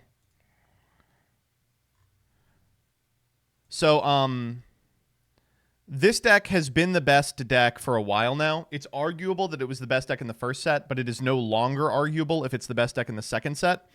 And the concept for this deck is that you get to play an incredibly powerful card, Astrabbit, 2 attack, 5 defense, and when it receives a Thunder, you look at the top 3 cards of your deck and add 1 to your hand. And you can trigger this multiple times in a turn with the use of this other card, Sparkit, which I think is right here. So this card lets you Nexus up to 2 Thunder Spirits, and when you do, rip a card out of your opponent's hand. Your choice. So the setup is you are trying to Duality and Confiscation on the same chain, right? And this has been the backbone of an incredibly powerful deck forever, and got better with the most recent set because they printed like an undercosted removal spell called Race to the Top for Thunder specifically, with the understanding that like, cool, this is something you can do in Thunder. But it turns out because Astrabbit and Sparkit form this like this synergistic collective of not only, you know, controlling your opponent's hand, but also getting to see more cards than your opponent, it's almost always online. So there have been rumblings over the course of the third set as to whether Thunder Nexus would still be the best deck. We have most of the third set reveals, and preliminary testing makes it look like it is still, if not the best deck, like a top 2 strategy. So look what I just saw in my fucking sub box. Thunder Nexus Alestral Sparkit to Tartarus. Sparkit has been the topic of tons of debate in the Alestrals community for many months, as it enables the powerful strategy within Thunder Nexus. Holy shit. This is 5 minutes old. This is their first ban ever. When used on turn 1, Sparkit creates an unstable game environment that can be very challenging for opposing players, and truthfully, it's simply unfun. We've seen this. Okay, so I mean, it should be said that the footage they're showing here is a picture of me Sparkitting on turn 1 and then losing. All right, so card and deck dominate the competitive scene, and while my initial plan was to hold off on banning this card, after much consultation and deliberation, I believe banning Sparkit outright is what's best for Alestrals moving forward. Okay, so regrettably, could not agree more. I think that like Coder et al. Were in favor of a version of this hit where they banned Astrabbit, and I think that's like so fucking stupid. I think Astrabbit is really cool as a utility Alestral, and while he is hard to get over and incredibly powerful and protects himself by searching the cards that protect him off the top of the deck, the payoffs to Astrabbiting are kind of few and far between unless you're triggering it multiple times at a turn. You can do that with a back row like Altar of Stars, which is admittedly very good, but also very telegraphed and very susceptible to resting.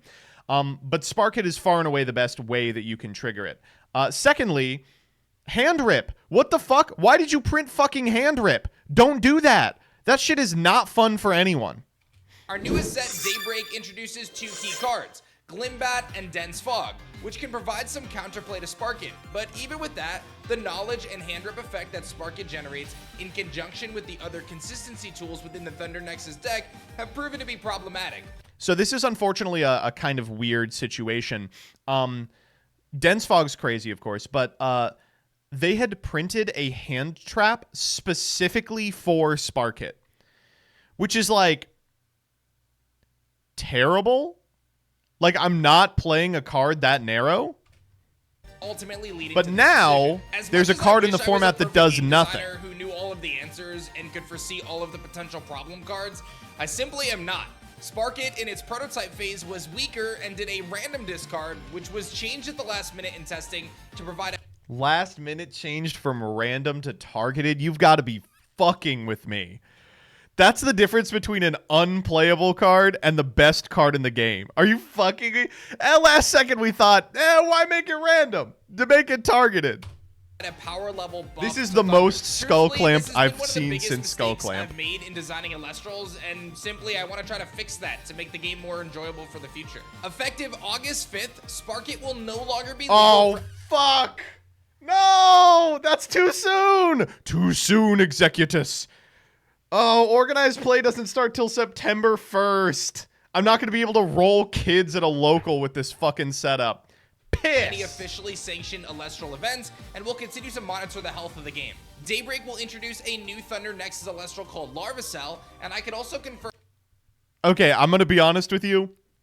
The difference between proccing Astrabbit twice with Larvacell and proccing it with Sparkit, it's night and day. I think this guy is good, but come on. Set 4 will also introduce a Thunder Nexus Celestial to provide more consistency options for those decks. My team and I put our heads together, and I believe we found a very awesome and fun solution for cards like Sparkit, who are banished to Tartarus in the future.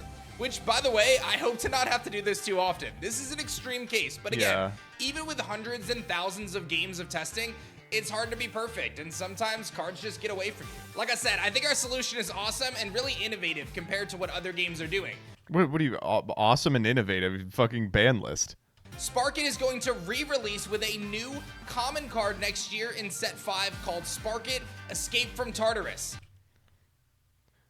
Okay, that's fucking sick. Okay, I'm not gonna lie, that's actually fucking sick. Never mind. That's dope as fuck. Hold up. This new titled Sparkit card will feature a nerfed effect and stats to bring it to a more sustainable and appropriate... Okay, this card, by the way, this version of the card, a 3-1 that is random discard, this is completely fine. In my opinion, this is an okay card. Power level. The effect on screen is subject to change as we begin testing this new card immediately in the midst of our Set 5 testing. Thank you guys for your support, and I look forward to your that's feedback pretty dope. regarding Sparkit, I'm not gonna lie, the that's Tartarus pretty list, fucking and how dope. we plan to That's approach kind of bans cool. moving forward. Until next time. And he's smaller? Yeah. Okay. That's okay. I think that's the most elegant solution to the problem. I think Kevin was like in on, you need to make Astrabbit an X4. It's like, no, we're not doing like printed erratas. But for the record, I voted against this. People are babies about hand attack, and I refuse to indulge that. Take that Thoughtseize on the chin and keep playing. You're an adult. When I got Ash and I lost, ass complaints. Ban Astrabbit. Siberian, you just come from a world of you come from a different world, you know? You ever talk to someone who was like homeschooled and like they're like, oh yeah, I mean, we all know that bedtime is 8 p.m. And you go, no, we don't. You know you don't have to live like this, right? That's how I feel talking to Magic the Gathering players. You know you don't have to put up with IOK. It's actually all right that you don't like Thoughtseize. Hymn to Torok isn't fun. You can say it out loud.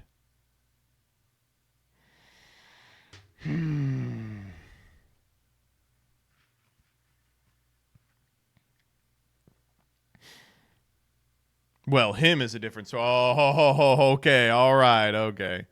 I think hand loops are overhated. I think that's probably true as well. And I think this guy's going to eat a perma. IOK and Thoughtseize are fun.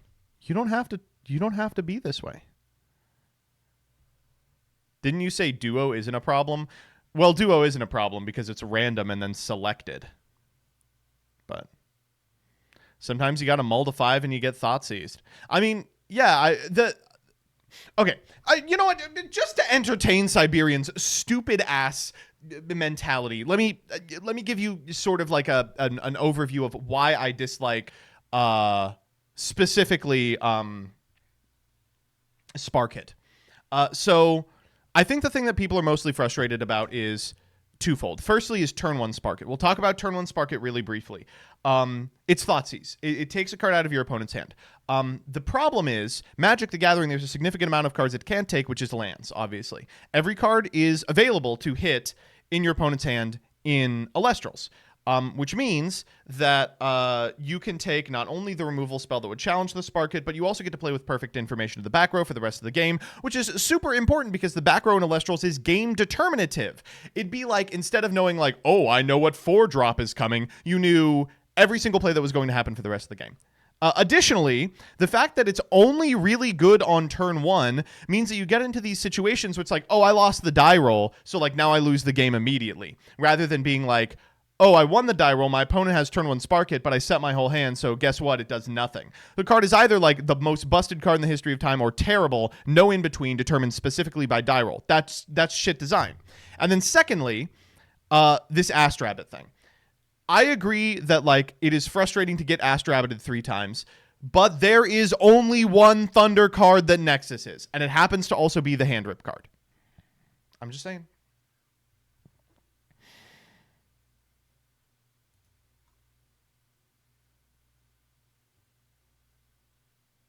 The reason they can't ban Ask Rabbit, in my opinion,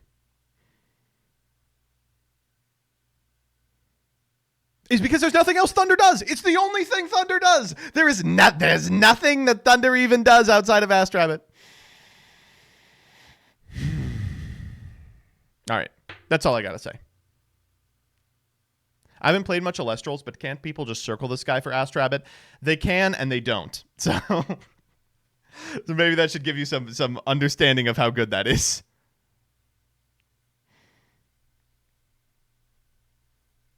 Just print better Thunders. Oh, I guess I can reveal this. In Prototype, Thunder was far and away the worst element, which is why there were a couple of like Skull Clamp style changes at the last minute. Ask Rabbit to 5 toughness, Spark It to targeted discard. And they changed it from this unplayable strategy to like the best deck in the game. Did you tell them the new thing, Rothschild? I haven't. You still got to tell me what you want to play. All right. That's it from me. Bye-bye. Who's online? Who do you guys want to see? Raren? No, I did Raren last time. There's Callie. Is anyone in... Who do I not usually... host? This person's name is Titty Salt. Nesh? Nesh is online? Oh, I'll do Nesh.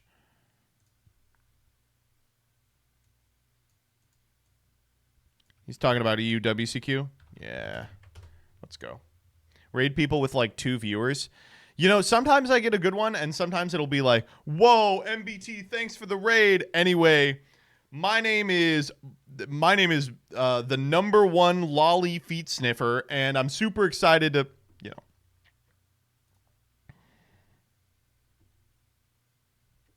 All right, see you tomorrow.